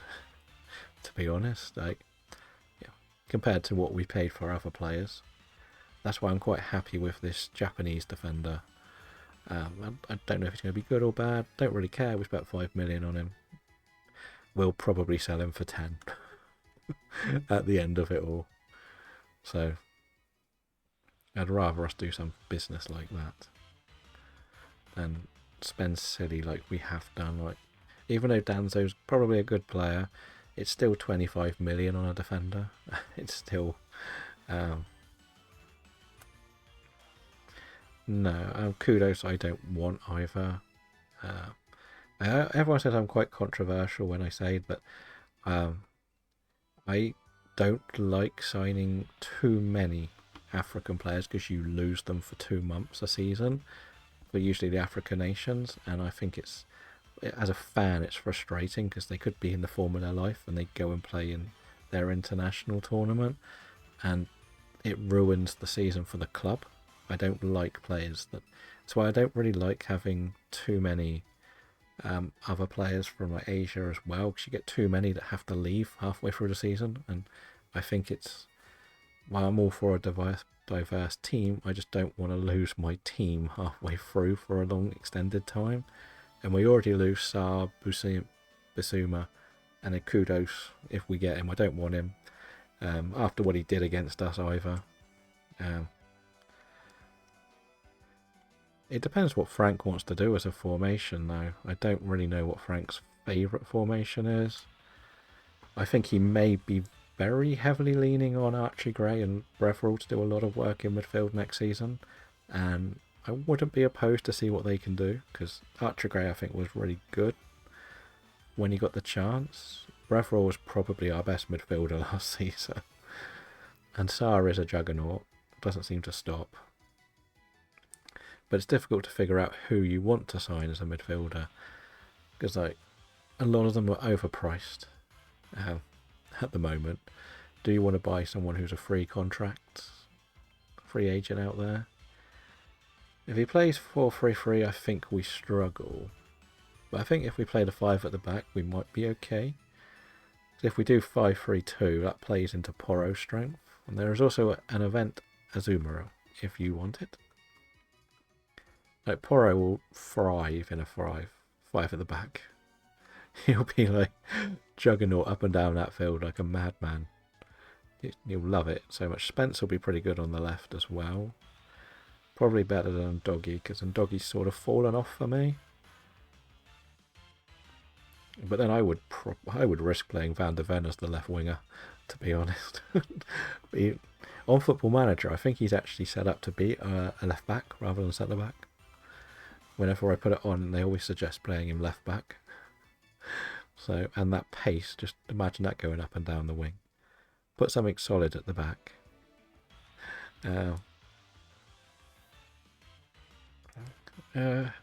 Probably are. Like, Doggy has struggled defensively. I've sort of gone off on Doggy because I think last season he was pretty poor all round, not even in the good spells. Didn't seem to offer too much going forward and felt a bit blind when he was going forward. Never ran into the space. Like Poro runs into space. And Doggy just ran into defenders most of the time whenever he went forward, without the ball as well, not with it. So that's why I'm slightly not convinced that he is the answer. At least we got Ben Davies to sign a new contract, and we've got our new Croatian defender, so we don't need defenders anymore. And we may even sell Phillips, apparently. What I thought he was signed to be the future, but apparently Sheffield United want him, and we might sell him already. Don't think he's actually played for us yet. Yeah,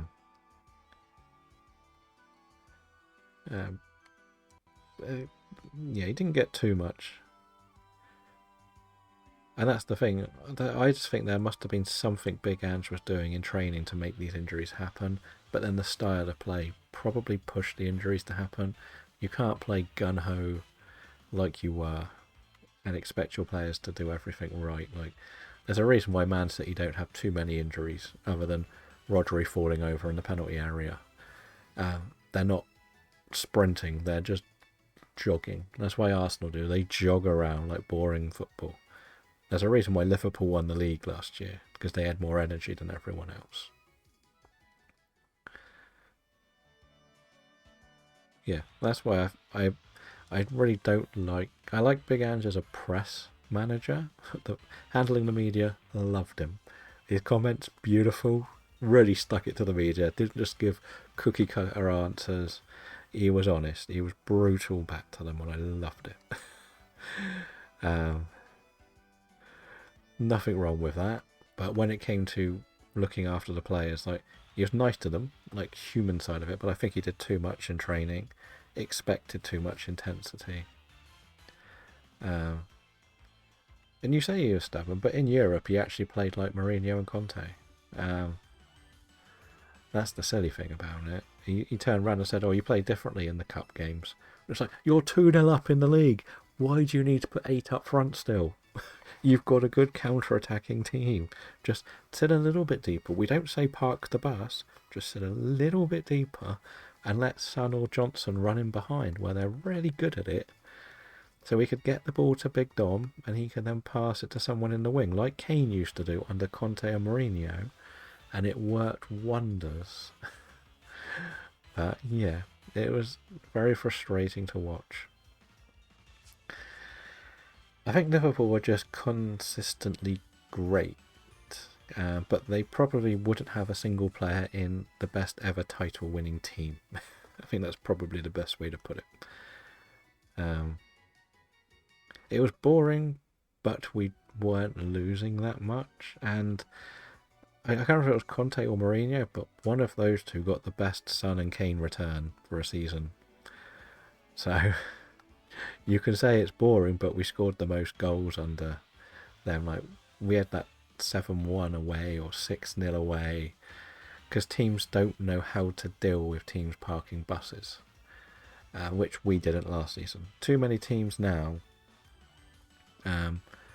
park the bus and play on the counter-attack, and Big Ange's style doesn't play into parked buses, sadly, and it's very open for counter-attacking. That's the sad story for him. Like if teams played proper football and actually you have a go, we have a go, I think he's a great manager. It's a good tactic. But everyone just parks the bus and it's so boring.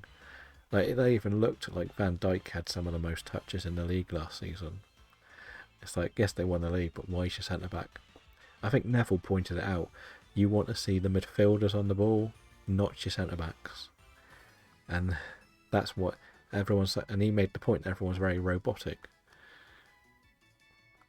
Now, I was watching Will Still's breakdown of how his team played in France. They did a whole thing on Sky on Monday Night Football, and his team is set to like be a robot going across the field like this. And yes, it works and it gets results, but it's not entertaining to watch. Because it's more important not to lose a game of football than actually go out and win it now. That's the sad thing about it. But then you can also look at the more controversial factors that Man City have all these charges. Chelsea are breaking every rule under the sun. Villa are breaking a hell of a lot of rules. Leicester, again, broke so many rules. Probably going to have a massive points penalty at the start of the season. There's going to be questions about Liverpool spending this season. They're already at like 200 million. It's sort of like, where's the money come from? But now nobody will question it for the next couple of weeks because they don't want to be considered insensitive and stuff like that. Man U, again, how are they matching PSR? How can they sack 200 members of staff and build $1 billion stadium? That, you know what I mean? Like, it's very controversial at the moment with the money stuff. But we did start going to watch one of our local teams. It was like £7 to get in, and the ciders were cheap. So we used to go and watch them at least once a month. We went to the last game of the season, and it was chaos. But it's nice to go and watch a game at 3 o'clock in the afternoon. I will say that, because then you can be home by 6 o'clock.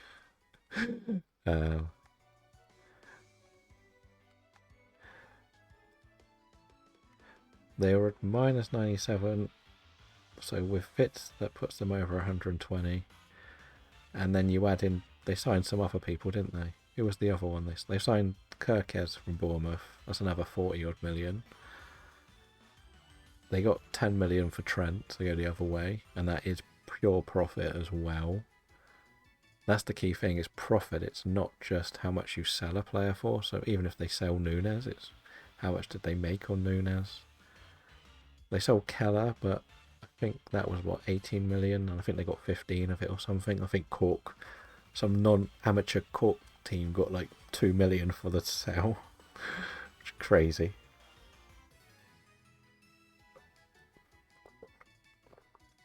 And they can't really sell anyone, I don't think. So they've not got any homegrown players. They spent quite big on the players they have. Then I know they might sell Harvey Elliott, but that's still not going to be that much for PSR because there's no profit in him. I think they spent like 30 million on him, and that's probably what they're going to get with 1 year left on his deal. Same with the other defender they're looking to maybe move out, Keontae, whatever his name is. So it's weird where they're making this money from. But then they probably have quite a lot of sponsorship stuff. That's the other side of it. Like, that's the one thing a lot of people don't realise with Tottenham is Kane was 100 million in profit. That's the big thing. That's the big difference between a lot of football at the moment. So when we bought Solanke off Bournemouth, that was only 30 million profit for Bournemouth, not 60. That's why last season Newcastle, Chelsea and Villa and a bit of Everton did all that cheating where they started selling all their players for a crazy amount of money. Their academy players, because that put them in profit, but they were completely overpriced. Like, I think Forest bought Elliot Anderson for like 55 million, and someone else bought another one for 60 million, and they then used that 60 to pay for someone who was 70 million. So they all sort of done a deal with each other to buy one academy player for exceedingly over the price to match into PSR. Like, I know Villa were meant to be spending 98% of their income on wages last season, so they're really messed up. Chelsea are complicated because they cheated and sold their women's club to themselves, and it counts. Same with, I think Villa tried it as well, but then they looked at the value of the players, of the women's players, and they're like, so why is it worth 80 to 100 million when you value the player at 2 million each or something stupid? But that's what happens when you let them cheat. Yeah. It is a bit chaotic, it is a bit weird at the same time. So, we got a lot to question about football, to be honest. There's a lot of controversial things happening out there. But I'm assuming with 1 hour to go, because the clock's slightly out, we're still at 0 shiny, sadly. It is not great. But the thing is, as we've said, this is kind of designed to help people who would like to go and do these hunts but have put them off, which is why we want to do these route hunts. The more people have a chance to do it, the better. Like, we know some people will put shiny hunting off. I'm one of them.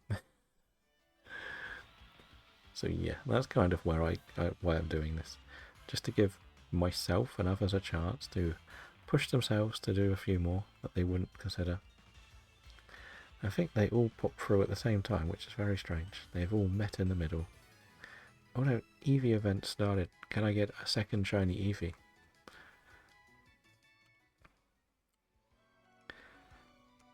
Get the Wooloo. But we said next race is going to be in Legends Arceus. So we're going to spin a wheel for a map. And the idea is to see who can get the most shinies on that map in the 3 hours. That could be chaos. There will be... What I'm going to do is, in this game, I've got a box of giveaway shinies. We can just show it off. It's not the end of the world. Not that button. Well, that button does also open it. Yeah, so somebody can win one of these, whoever gets the shiny in this one. The same thing will happen in Legends Arceus. Pretty much. We'll have a box for Legends Arceus, and whoever gets the most can win one of the spare shinies. I know they're not the most attractive shinies, that they all count. And just so you know, Casper, you can still get more on the Connect 4 board. It's not over because you've got a run of 4. The idea is to get as many as we can. But the only thing we're probably going to restrict is you can't just go and get the 5th one and count that as another line of 4. But if it goes in a different direction, it can still count. So if you go from the bottom corner and go diagonally left, or whichever way, it still counts.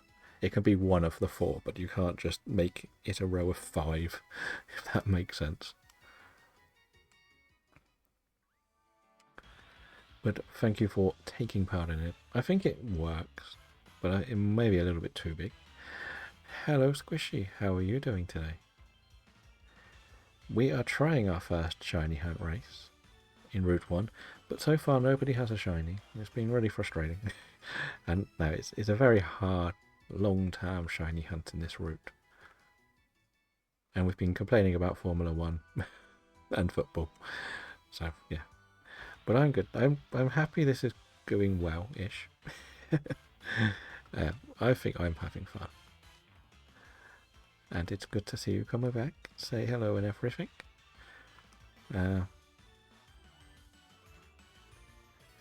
Fair enough. I know you've lost one of your routes with the Earthworm redemption yesterday. But I just wanted to make it clear because I half expect somebody to come along and go, can I do this? And just do the next one up and it count as another 4 or something. You know what people can be like. It's probably going to run for the month and then we'll see whether we do it again. Oh, we didn't want to use decorate. There is a wild mudberry in the chat if anyone would like it. Need to put that at the bottom of the list. I have nearly used up all of my Pokemon's moves. That's how many things we've beaten today. Shall we check our Wooloo numbers?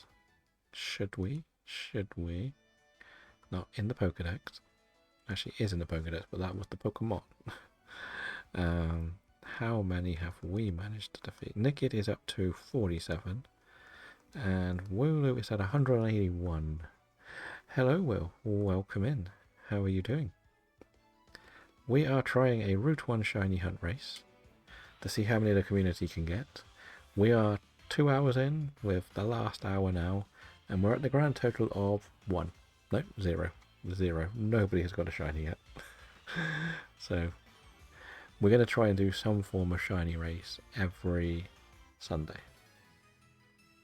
and see how well it goes. To be honest, we're going to play through all of the Switch games. We would do other games, but we don't have a way of doing it, sadly. I'm still not completely sure whether I'm going to sort of lock. And we will probably rotate through the routes and maybe do the DLCs. It kind of depends how things go. If people like this, we will maybe do Route 2 next time. But I may also be sort of rotating the model around a bit. So we've got, on this save, I'm still not champion. So the Isle of Armor hasn't level scaled yet, which is really nice for me. But we could do some of the Isle of Armor. We could do the snowy areas. It's kind of... what we may do is a bit of a poll in the Discord. See what people think. See what they want to do. Maybe the winner could pick the route or the area next time. That can always be an option. At the moment, the winner just needs to get one shiny.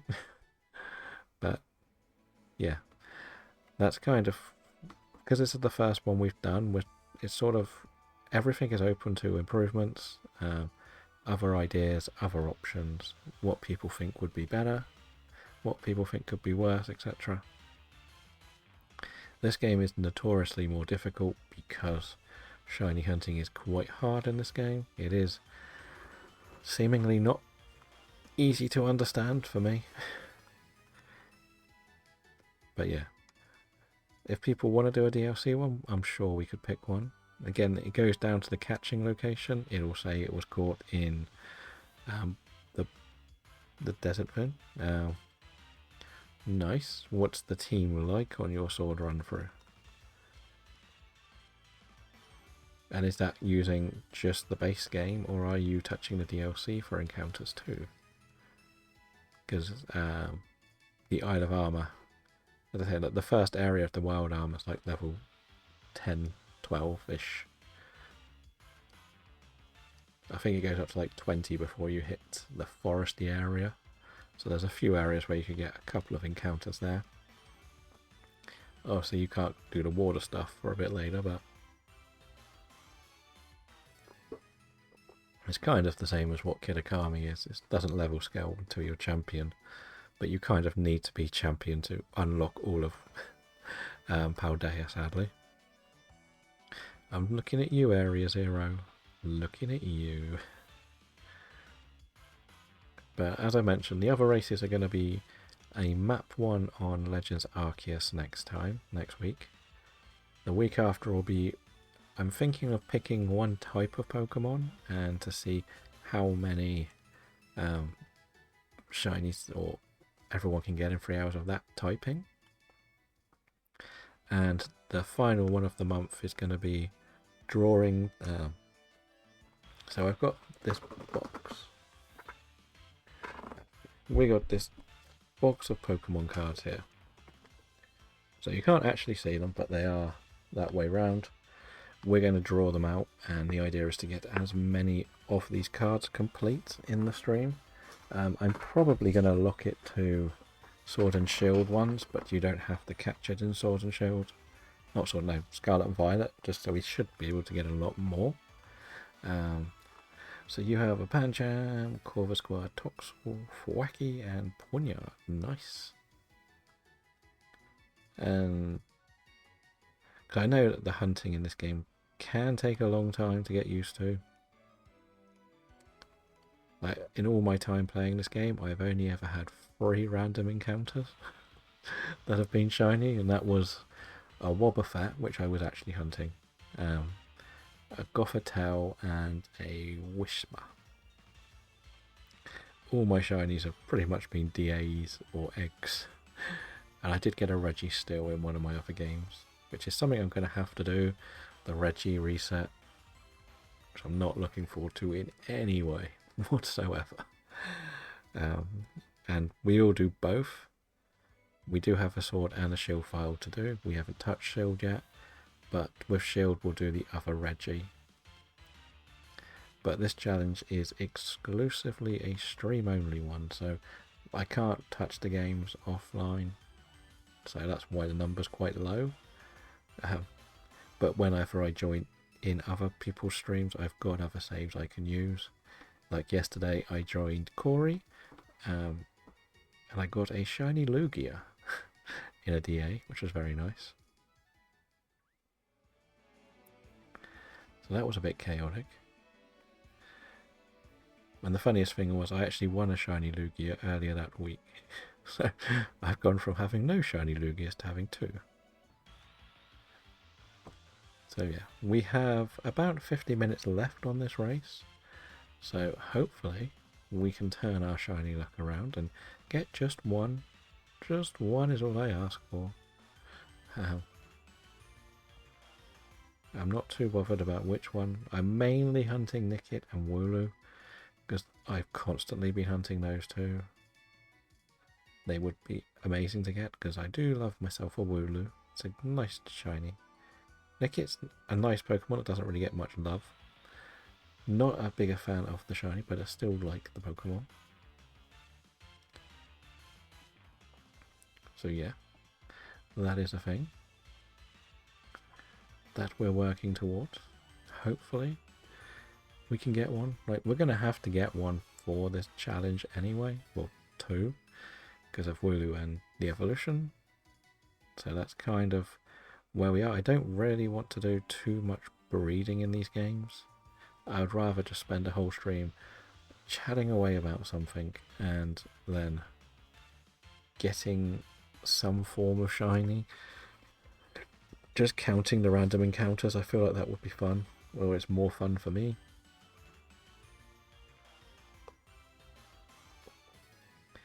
But we never know with these games. They can love us one minute, hate us the next, but we just keep on grinding and hope for the best, really. That's pretty much how we do this game. And this challenge, because we are mad and ambitious at the same time. And our madness is driving us to this. But we have got a shiny in this game at last. Just not from a random encounter. We got a Crocodile, which came in a DA on the last one, and tomorrow is DAs again. So hopefully we can get this Blacephalon sorted out. We've been hunting and hunting and hunting Blacephalon, and it won't shine. Or do we go for Lugia again and get 3 in a week? Why not? That would also be extremely funny, because we know my madness drives me to do more.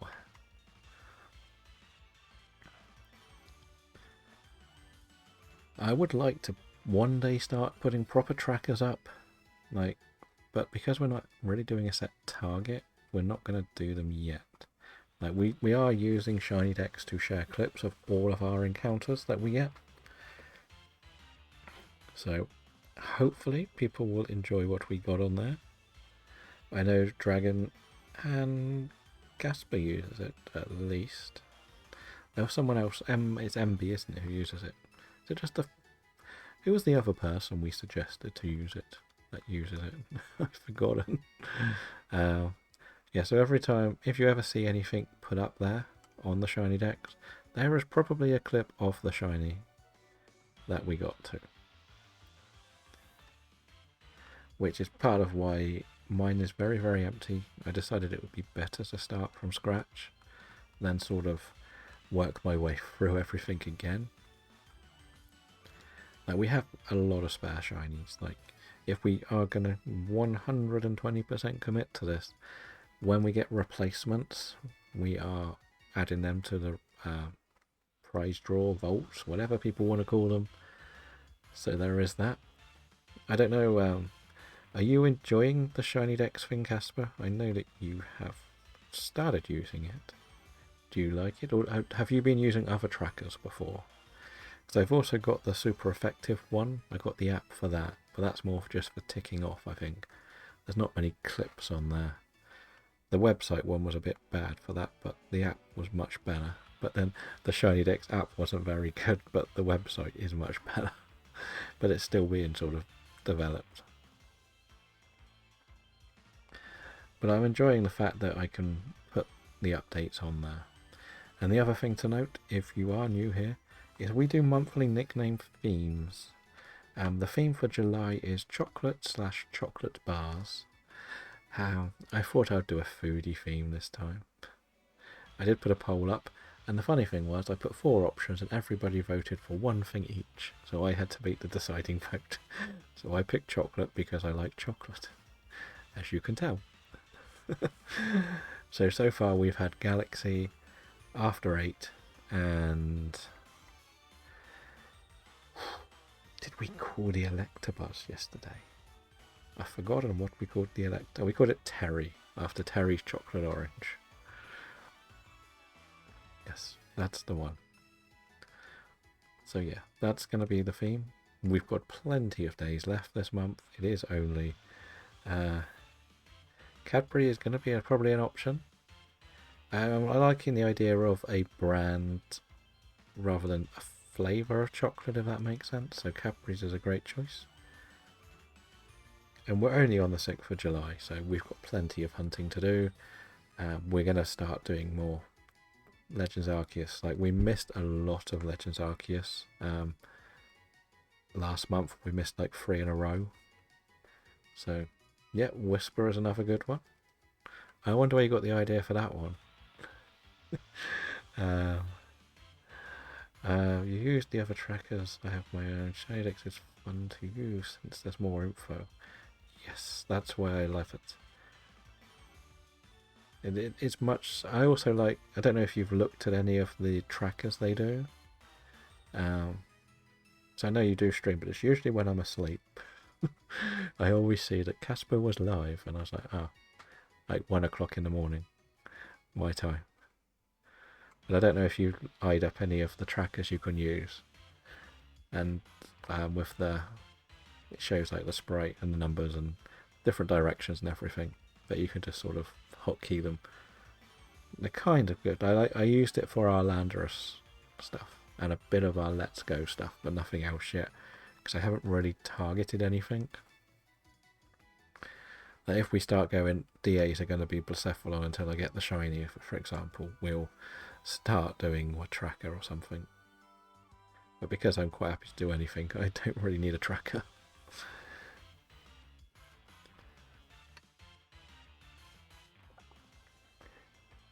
I did used to have, I was using the Austin John guide one for I still am going to be using the Austin John guide ones, to be honest. I've got my original Living Dex with that, and that's why I've got a percentage complete, so I've still got like 66% to go. But I've made a new copy of it, completely blanked out, because it tells you where to put them in the right order in the boxes as well in home. So I'm using that again. And as I say, I've got the super effective one, which I'm kind of liking. It's a very simple one where it's mainly used as a bit of a dex tracker, but you can just turn everything shiny and you can wait till you catch them to circle off catching them. But you can do like a home dex, a Scarlet and Violet one if you want. You can do each game individually, but I'm doing mine as the home dex of all forms. The only thing that's a bit negative about it is if you put form dex, it shows every type of Sylveon, Arceus, all the Alcremies. Right, I can't edit it to only give me the ribbon changes for shiny. So they're the slightly annoying ones. There is an event Relicamp in the chat if anyone wants it. But that's what I've seen with that one. The Shiny Dex one's really good because the guy's still updating the website nearly every day. But as I said, the app was a bit... I had a couple of crashes on me, so I'm sticking to the website for now. I know he was putting a feeler out for people to become ambassadors again, and we were toying with the idea to try our luck at putting our name forward, but it didn't seem like a good time to do it. But yeah, they sort of promote, you basically get an upgrade, you get to be on the upgraded one, but you sort of, if you go on there, you can see when the ambassador's are live. But when I was on there, some of the ambassadors weren't even playing Pokemon. So it was a bit weird. But I think it's a nice one for visuals as well, because you've got different sprites. Like if you do get the upgrade, I believe you can pick the sprite, so it doesn't have to be locked to the game you're playing as well, which is also kind of nice. But they don't have heavy balls on there from Legends Arceus. So I have to keep lying about what I'm catching my Legends Arceus in. So I'm trying to use the heavy balls because that's all I had unlocked. And I want to use like the black balls, so it's like Gigaton, Leaden and whatever. Hadn't unlocked all them, so I was using heavy. And it doesn't have those heavy ones as an option. It only has the baseline game ones. Because I catch everything in luxury balls because we're posh. I think that's the term we're using. We're posh. And stubborn. One of the two. Bit of both. But yeah, I've been using luxury for everything. When we can. Luckily, we didn't get anything in Let's Go, so we can't settle for Premier Balls there. That probably would have been the choice in that game. But...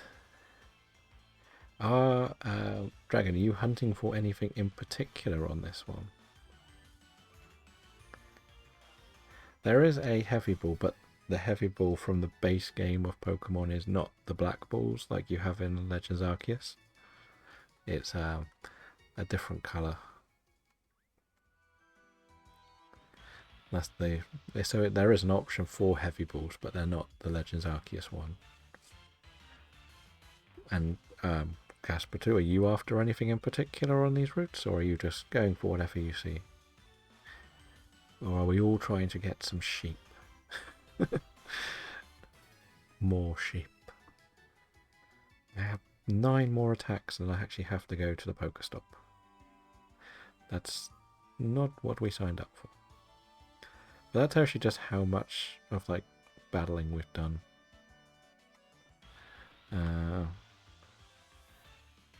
So you went for Squovit for your chain, okay. I still don't know if the chain thing does work as much, but I guess it's a bit more difficult here because you only get a few spawns. Probably is clearer in the more open area, because I've only seen a few brilliant Pokemon, and most of them have been not the thing I'd been knocking out,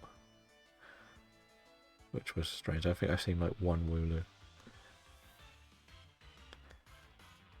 Fair enough. Well, I've been going for these two for so long now. In my FSA, I've done over 1,000 Wooloo encounters and never had one. Nickit is close to 200, I think. But I spent like pretty much a week just doing this circle, beating up Wooloos and Nickits on my other save. But yeah.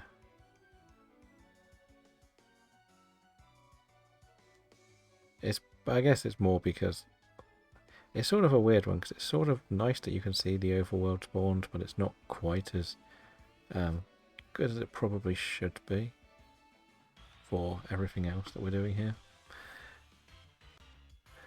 But yeah, it's been an interesting idea to do this race.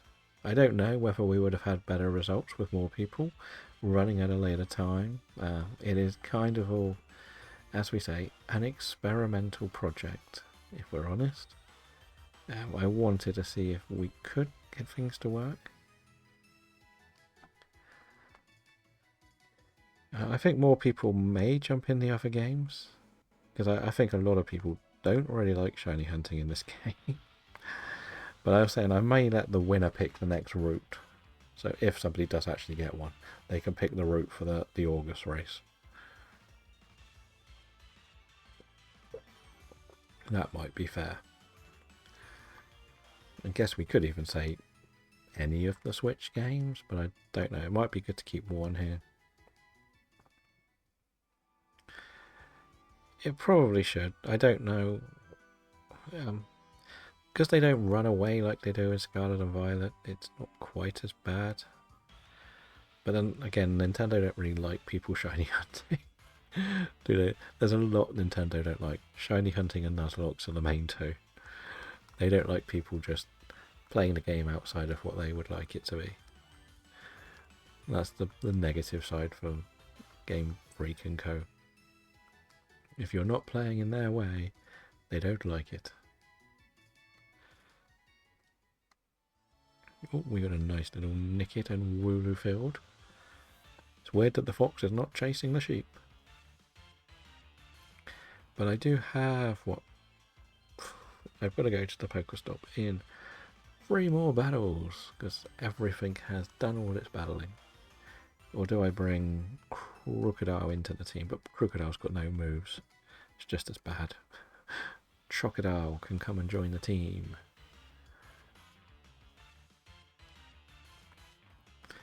But as we said, that's kind of the crazy. My opinion on Blossom, I do like Blossom, actually. It's very fun in DAs, because it's like, you think it's just like a little dancing grass thing.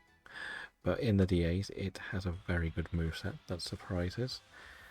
It probably falls into the same bracket of grass Pokemon are not as popular as they probably should be, because they tend to be weak to the late game stuff like Ice and a lot of the legendaries when it comes to Gen 1, especially with all the flying types. But it's a very fun little Pokemon. It's a nice little dancing fella. I like it in Pokemon, the new Pokemon Snap on the beach, dancing away when you go there. It's kind of fun. But yeah, that's my opinion on Blossom. What about you? Is Blossom one of your favourites?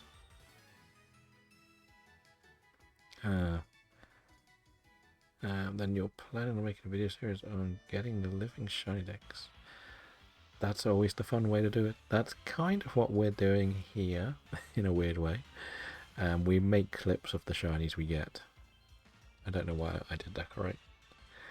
And we sort of edit down everything into like monthly updates and stuff. But it is a great way to sort of get into the games and play along with them. Like, if you're doing the shiny living decks, you'll want to do it with a story behind it, which is always the fun part. Like, I tried to do it, but I couldn't get into doing it all offline. That's why we're sort of doing it on here. So we have people we can talk to and hopefully hear about shinies as well. As I said, the Discord has a place where everyone can sort of share their shinies, share their stories. If you are interested, it is there. I don't know, I can't remember who is it and isn't in there. But yeah, that's kind of what we want to do. We just want to hear the stories of shinies, see what everyone gets. It doesn't matter if it's the easiest shiny in the world to get from the Lake of Rage or something. It's the stories that you have when you get the shinies we love. Yeah, because Blossom falls into that little bracket of then one was trying those extended evolutions, wasn't it? Like with Politoed and what's the other one? Slow King. Slow King. Where we were used to the base game evolution, and then suddenly here's another one. Let's try Blossom. So we had a grass water add-on, shall we say. I guess most people don't give it as much love because it's a bit more difficult to get, or when you first played Gold and Silver, if you're going to get an Oddish, you're like, oh, I'll get a Vileplume. It's like, oh, there's something else I can evolve it into. and most people probably weren't aware to start with, because there wasn't the internet to tell you all the answers. You had to get the proper guide to learn it all. Which does remind me, I do actually have the actual guide for Sword and Shield. Of all the things to have, the book guide for Sword and Shield.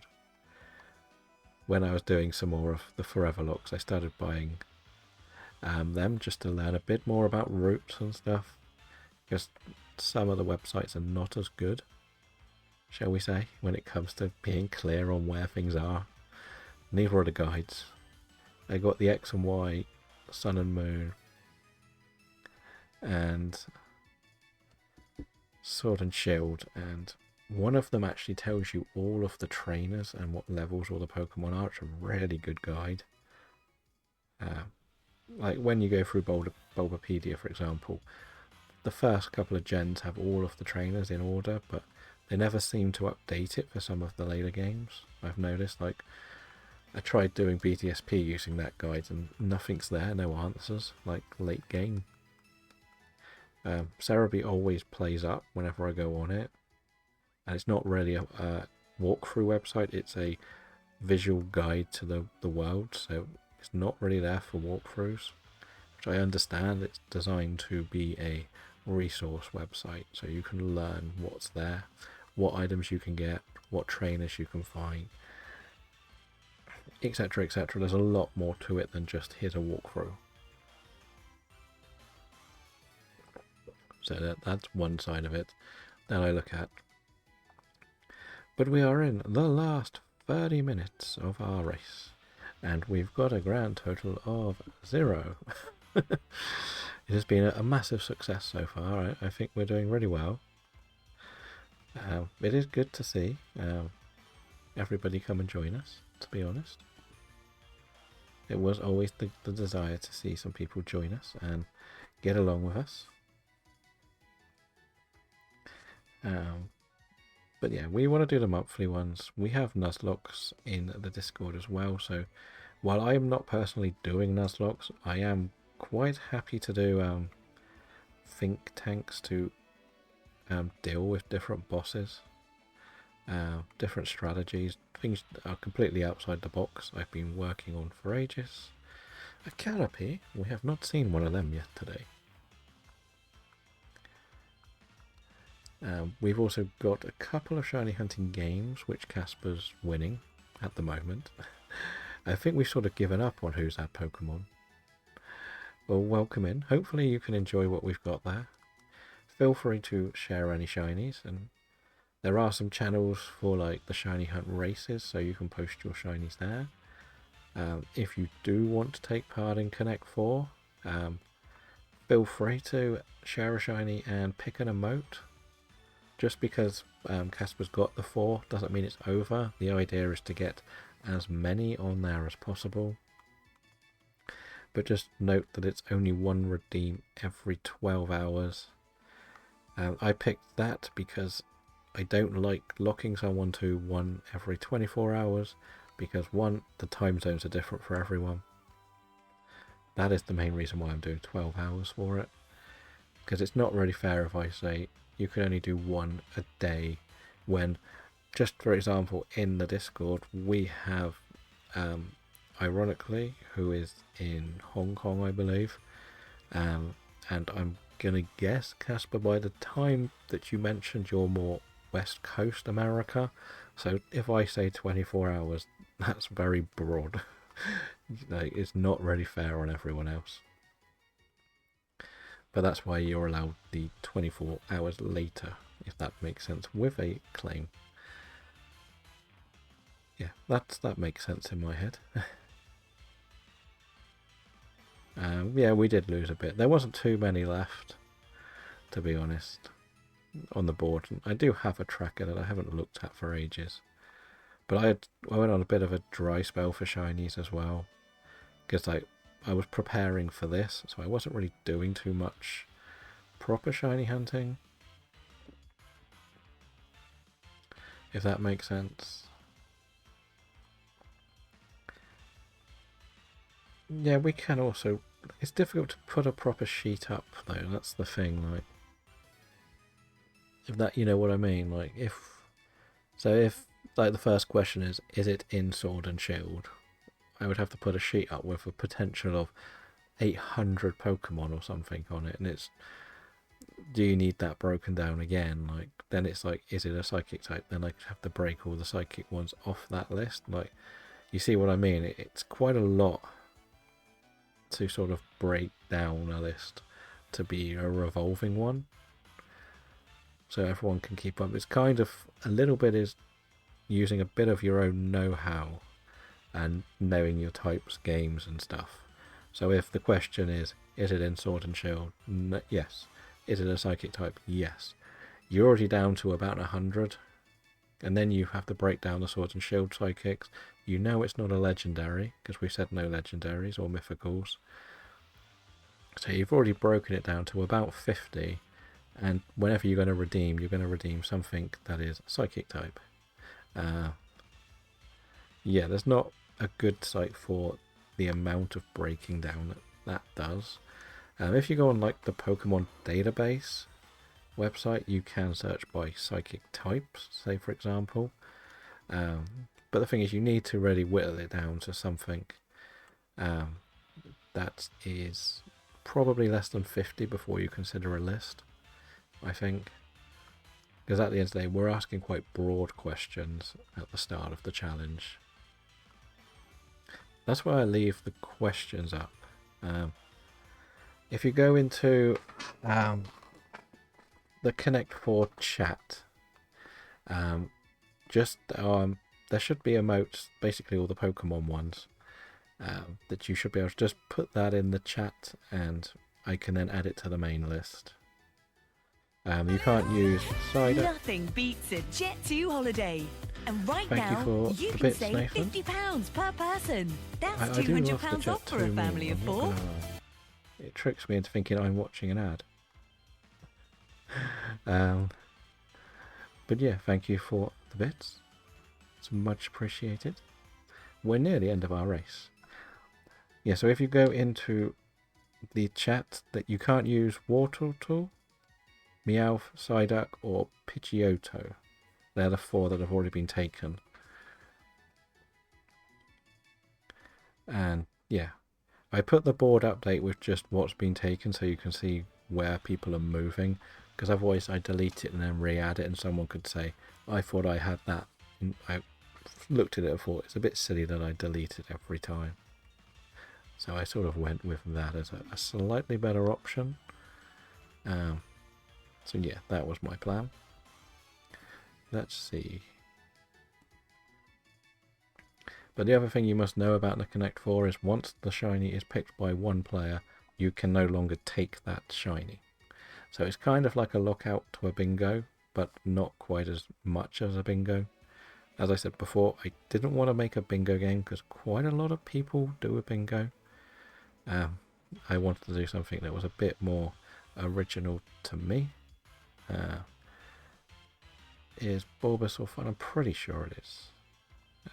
Let's probably should keep that nearer. Yeah, Bulbasaur is free if you want the Bulbasaur. Okay, I will add you to the top of this list. You'll get a tag in a second. I hope this doesn't tag everyone else in here, but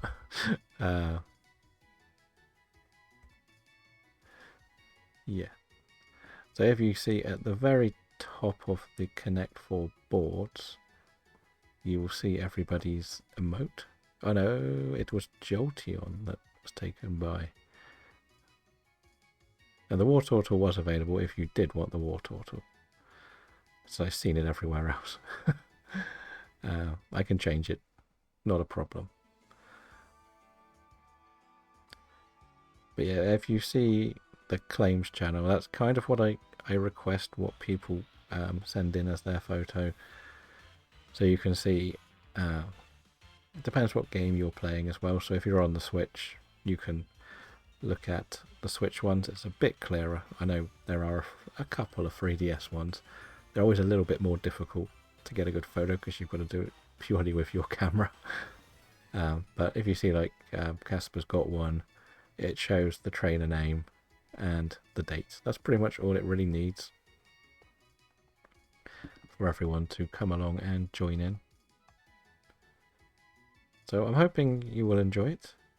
We will look to do a different board each month. There's no like wrong answers. We'll mix up the themes as well. Oh. You can catch in Pogo, yeah, I've not got a problem with that.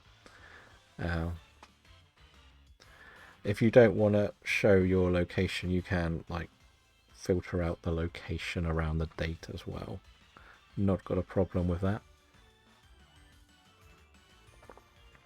I try my hardest to cover my location because it won't let me just put the UK. It tells me the town, and I can't figure out how to get rid of the town.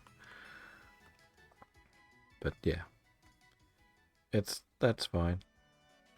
I did do a bit where I used to scribble it out, but then I realised I could trim the photo or crop it to get rid of it. It'd be much nicer to me. But yeah, that's kind of, as long as it's the right type of Pokemon, it's fine, pretty much.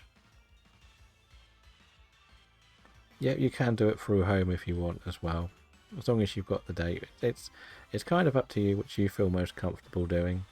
Like, as I say, like, you don't have, I'm not going to tell you have to show the location and go cover it up if all you want. I don't care. It's just the date bit that is the ideal thing we want to see. And just double check, because like as we said, we were discussing earlier, there's nothing stopping someone coming in going, I caught this 3 weeks ago. Does it count? And not show the date. And while everyone who's currently in the game isn't going to really bat an eyelid about it, all you need is one person that gets a bit arsey with it, and you've got to deal with drama. And I just want to prevent any of that happening. So we kind of just try to keep it as simple as that. I'm never going to ask anyone to record where they got the shiny. I think that's a bit too much. Especially if you're doing it on like the 3DSs. I can't expect Casper to sit there with a video recorder over the 3DS while they're shiny hunting, just so that they can claim that they got it themselves. It's not fair. It's a bit over the top.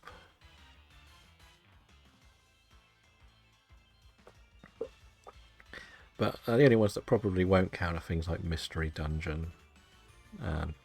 Maybe we could, I'm not going to maybe count Sleep, but I'm not saying 100% that I would or wouldn't. It's a bit difficult with Sleep, to be honest. Not quite sure how the Pokedexes work. You can catch and evolve, yes. The board that we have this month was picked as anything you could theoretically catch on the Switch only, but you can use any game to catch it. So there is no like Furfrou, Patrats or Elemental Monkeys.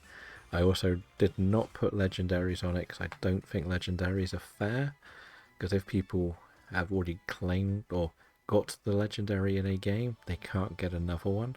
So it's pretty much anything where you can just go into the grass or something like grass and catch a Pokemon. It's too unfair to block someone out because so we'll use Dragon as an example here. If Cresselia was on the board, he doesn't have a way to get Cresselia because he's already got the shiny Cresselia. It's just not fair. But if we ever get like good numbers, we could do it as a teamy thing, but again, we're a long way away from that. At the moment we have 5 people now interested, and so far 3 have played the game. Obviously, you've joined today. I expect I'll probably see her redeem a bit later. I will put a tick next to it once I've put it on the board. And if you see in the, what is the channel? In just the Connect 4 page, you will just see the evolving board. If you scroll up a bit, you should see wherever the new ones go. I'm not going to do it if I get like 3. I'm going to just do all 3 at once. So that's why we got 2, because they both came in overnight,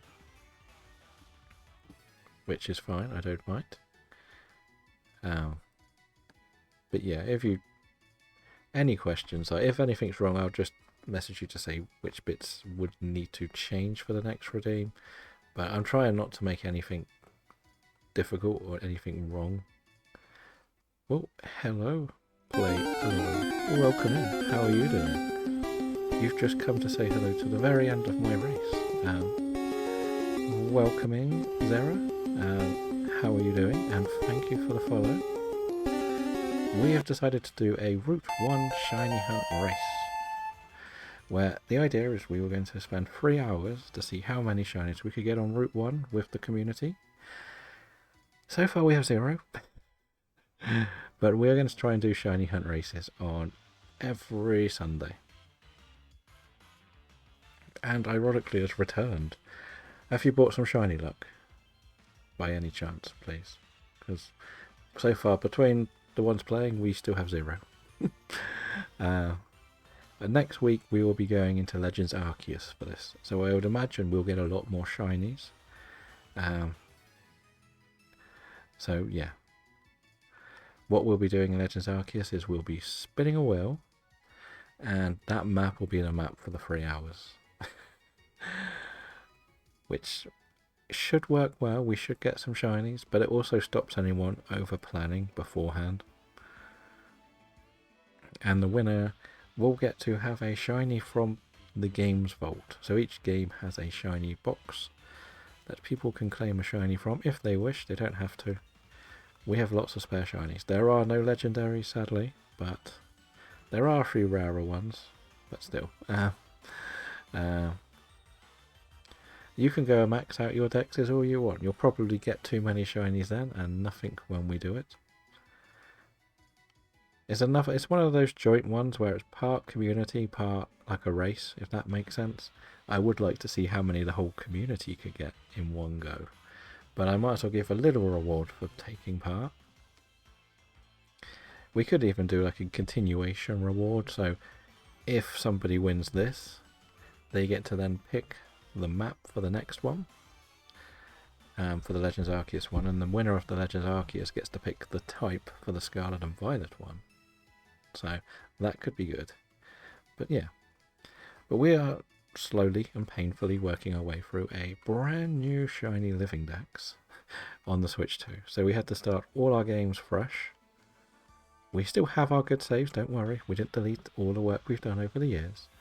But we exclusively play these saves on stream, nowhere else. And we're going to slowly start shiny hunting.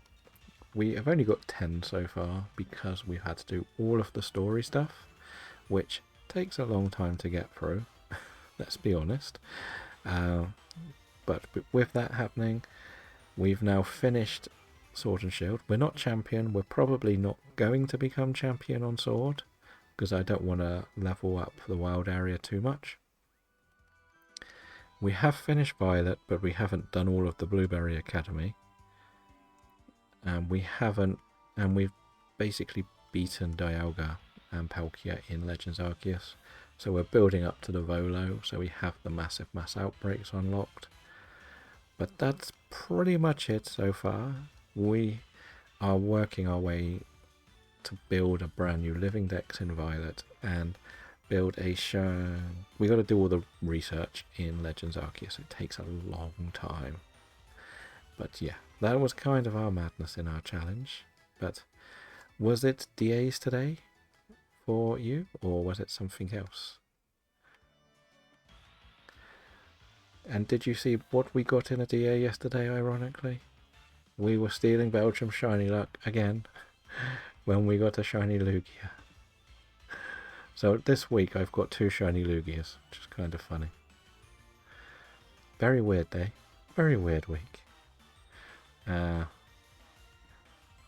Yeah, just Lugia. I did get a shiny on the Zygarde run, but we only did 3 runs on it, I think, because the 4th person dropped out, so we couldn't carry on. That's why I think he put a big call to action, because I think he's getting sick of not getting the Zygarde. I feel like he must be over 100 to 200 nearer on the Zygardes. And considering he wants 4, it's going to take a long time. There is an Iron bundle in the chat if you are a PCG player. We're down to the last 10 minutes. Are we going to get the big shiny, or are we cursed to fail the first run? Oh no, ironically he's out of balls. No. I've only really been aiming for Nickets and what is it? Nickit and Wooloo are my main targets in this run. Shirio's in for the catch too. You just got a Rookity? Shiny? Shiny? Please say shiny. Or is it that you were just going for Rookity? I don't know the command, to be honest. Well, we have a shiny in the last 10 minutes. Dragon looks like they're going to claim the W. Congratulations on the Rookity. Feel free to put it in there and let me know. Well, I go a bit ahead of myself, but it looks like you're probably going to win. Unless Casper can pull one out the bag as well. But yeah, congratulations on the Rookity. Is that on the bingo on the Connect 4 board? That's the question. Is it on the Connect 4 board? I think it is. Oh, I got a gift. What's going on? I keep getting gifts. I feel like Rookity was on there, because that's where... Or it isn't. And it's Squover that's on there, isn't it? I think it's just Squover on there. That's annoying. No. Let's see. We have a shiny Volt to have a look at. So the shiny Volt in this game is... where is it? This is the shiny Volt on this game. Let's do a gift. Let's see. Oh, that's not the right button. That's why. Pokegift. Who's going to get the gift? Shirio and Dragon. So we have Goldeen, Ponyta, Cypher, Golbat, Gyarados, Tentacle, Delibird, Swinub, Tyranitar, Remoraid, Sneasel, Alolan Raichu, Spheal, Snorunt, Shedinja, Crawdon, Haxorus, Zwelos, Drifloon, Riolu, Mime Jr., Krogon, Luxio, Stunky, Mimikyu, Persimmon, Sobble, Morpeko, Carbink, and a Clauncher. That's okay. That's for... I'm hoping people who... I like the gift feature, but I don't know what all the different balls do. So hopefully you'll get some good shinies. Or get some good Pokemon in these games. Okay. We have a shiny Rookity. Do we? It's loading slowly.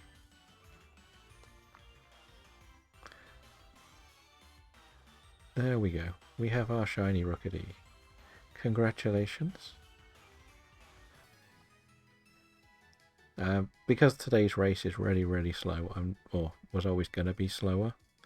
Can you see this channel? I'm going to tag you in a channel, Dragon. Make sure I tag the right dragon. You don't need to do it today, don't worry. But the channel I've just tagged you in, can you actually see that one? Yes, Dragon got one. Just asking, I've been catching Pokemon on stream, what do we do with them? As in, any sort of random shinies, or what do you mean by that? Have you got Route 1ers, or just want to show off some shinies, or Connect 4 shinies and stuff? Oh, the Pokecatch thing. I think you can sort of battle with them, but the idea is you can just sort of, if you put in what is the term? Somebody must know these words better than I do. There is one so you can check how many you've got and stuff like that. Oh, that's the one. Pokepass. Is it simple as Pokedex? It is Pokedex. So the idea is you just try and complete the Pokedex stuff. You can get shinies and stuff like that. But yeah, that's kind of all you can really do with it. I think you can do battles and level things up, but yeah. Okay, and you have put it in there, Dragon. Thank you. It's not so bad today because like it's not busy. But when we do like Legends Arceus, I think we might get quite a lot of shinies. So I'm trying to get everyone to put it into that channel. But could you see that channel before I tagged you, or was that in the suggested again? After I know I've had problems with the channels being visible in the Discord. But yeah, that's kind of the questions. No worries. Like, it is nice though. It's a lovely shine. I do like Rookedy shine. I've had a couple in Scarlet and Violet, so I'm quite happy to go in there and get them because they stand out a mile away. Which is, as long as the Pokemon stands out, I'm happy. And Rookedy is one that sticks out a mile away. Not as nice to hunt as Corvus Knight, but okay, so it's in the right place then. That's good. Yeah. Like, we're only going to be using that channel on Sunday, so it's not too bad. It's just, as I say, next week, I feel like Legends Arceus might be quite a busy one if we do it, even if it is just 5 or 6 of us.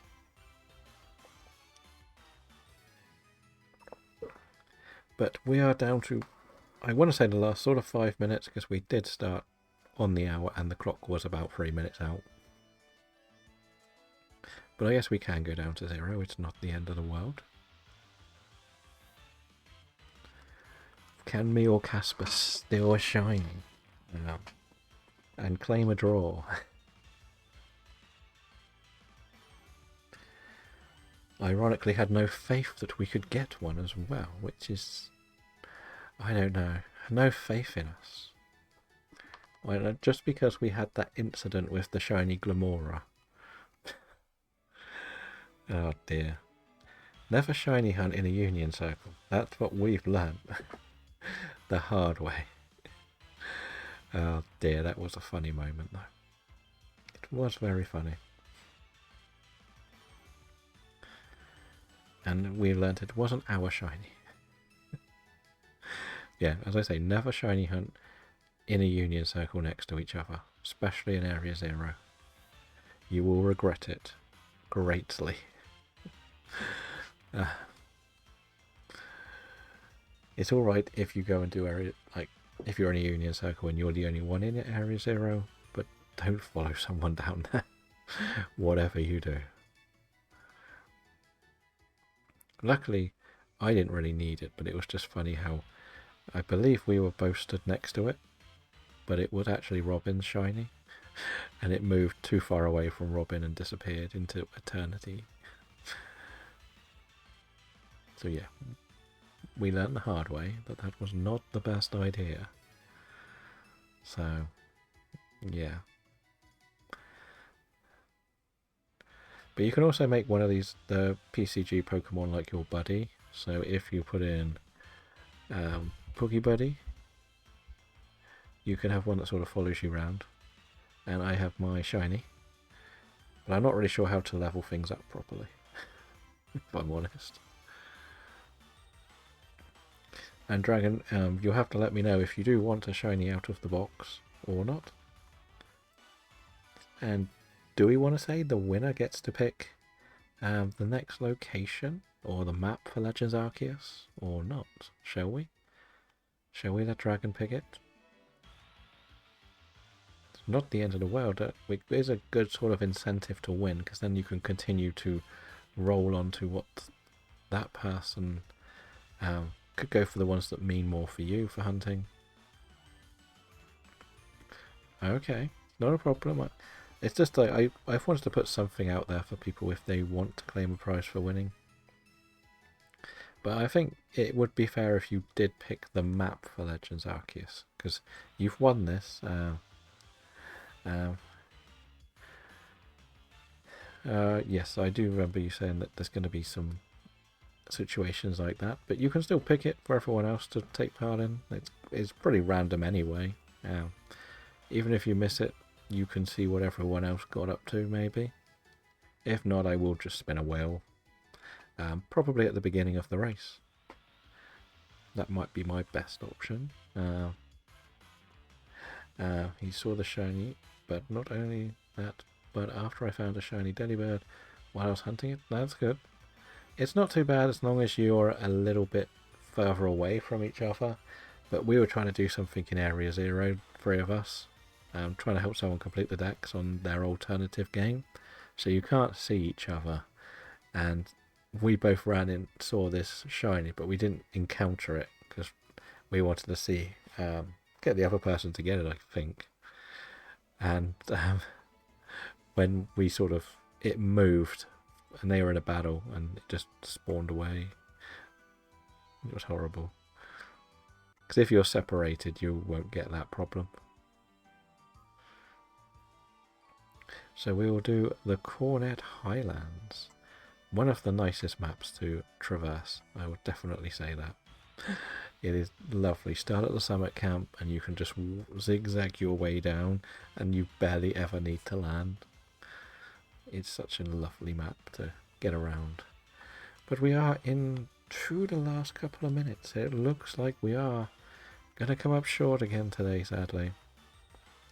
Which is well, for us. But Dragon's going to win with the shiny Rookidee. But the rest of us, we get nothing.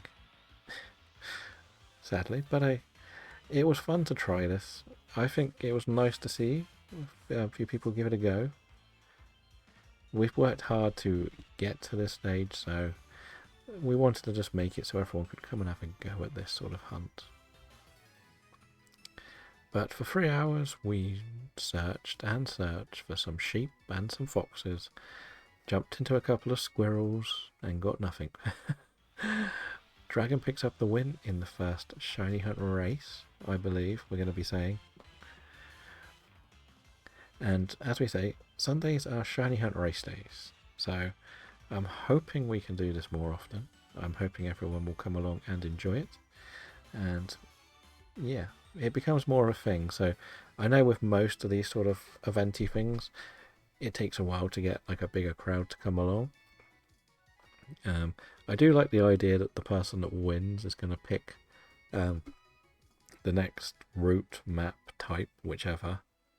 But I'm probably not going to let them pick the next game, because I want to try and keep the basic format the same. So even if we pick type on here, it's no different than picking a route. So if you want to go and get Yamper, you would pick electric. So if you want to get Yamper, you would pick a Yamper route, for example. So that's why I'm not going to go out my way to change that. I think for Legends Arceus, there's no point doing anything but a map. There is not. You're not going to gain anything by picking a type of Pokemon because it's too restrictive in the game. So I want to just keep that between the 5 maps. We may put it down to a rotation between the 5. So now Highlands is done. The next 4 have to be the other 4 maps. But for types, I think for Scarlet and Violet, I think we'll let it be a type or a location, because at the end of the day there are plenty to pick from. But we're in the last 10 seconds. 9, 8, 7, 6, 5, 4, 3, 2, 1, and that is it. We are over. It was a good race. As I said, it was nice to see a few new people like Kesper in today.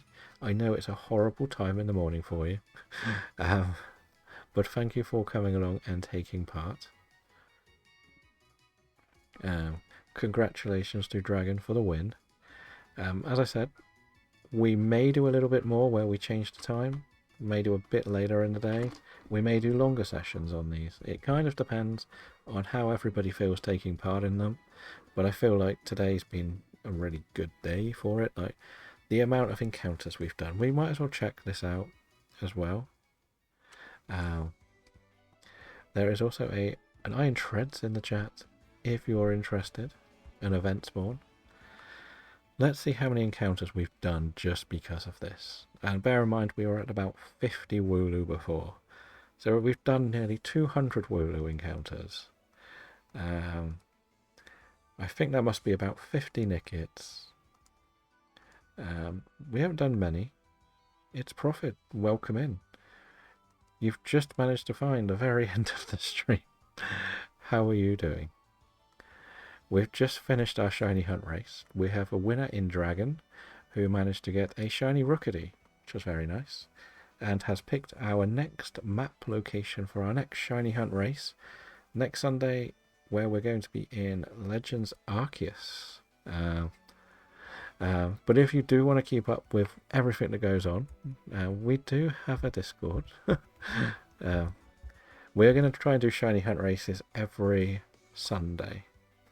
So at the moment I'm penciling them in 12 till 3ish. We're going to be doing all the different Switch games. So today was Sword and Shield, where we're going to generally pick a route each time. The winner of the previous round will pick the route. We'll do a Legends Arceus where we do a map only for 3 hours. Whoever gets the most shinies can pick the next map. Picks the next subject.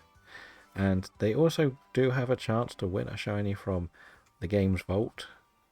This vault has, like every game I have on these, there's a redeem to get a shiny. So we have a box in each one.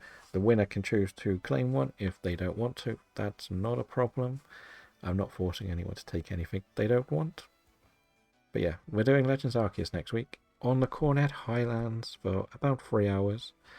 Then we are doing Scarlet and Violet, where we will pick a type, and the typing people pick is going to be the hunt for the 3 hours. And then we're doing a Pokemon cardy one, where the idea is I'm drawing a card for something you can catch in Scarlet and Violet, and we are basically going to see how many cards we can get through in the 3 hours. So that's the challenge. Again, winner is the person that gets the most, but it would be good to see if we could get like 10 cards done or something. But yeah, that's the challenge. That's what we want to bring into the table on Sundays. The rest of the time, we are just doing shiny hunting. Finishing the games, trying to build a living form dex. But we've got so much to do. I will probably see you in the customs later today, Shirio. Hopefully you have a good afternoon and things will continue to brighten up. But yeah, that is the first shiny hunt race. I think it went quite well, to be honest.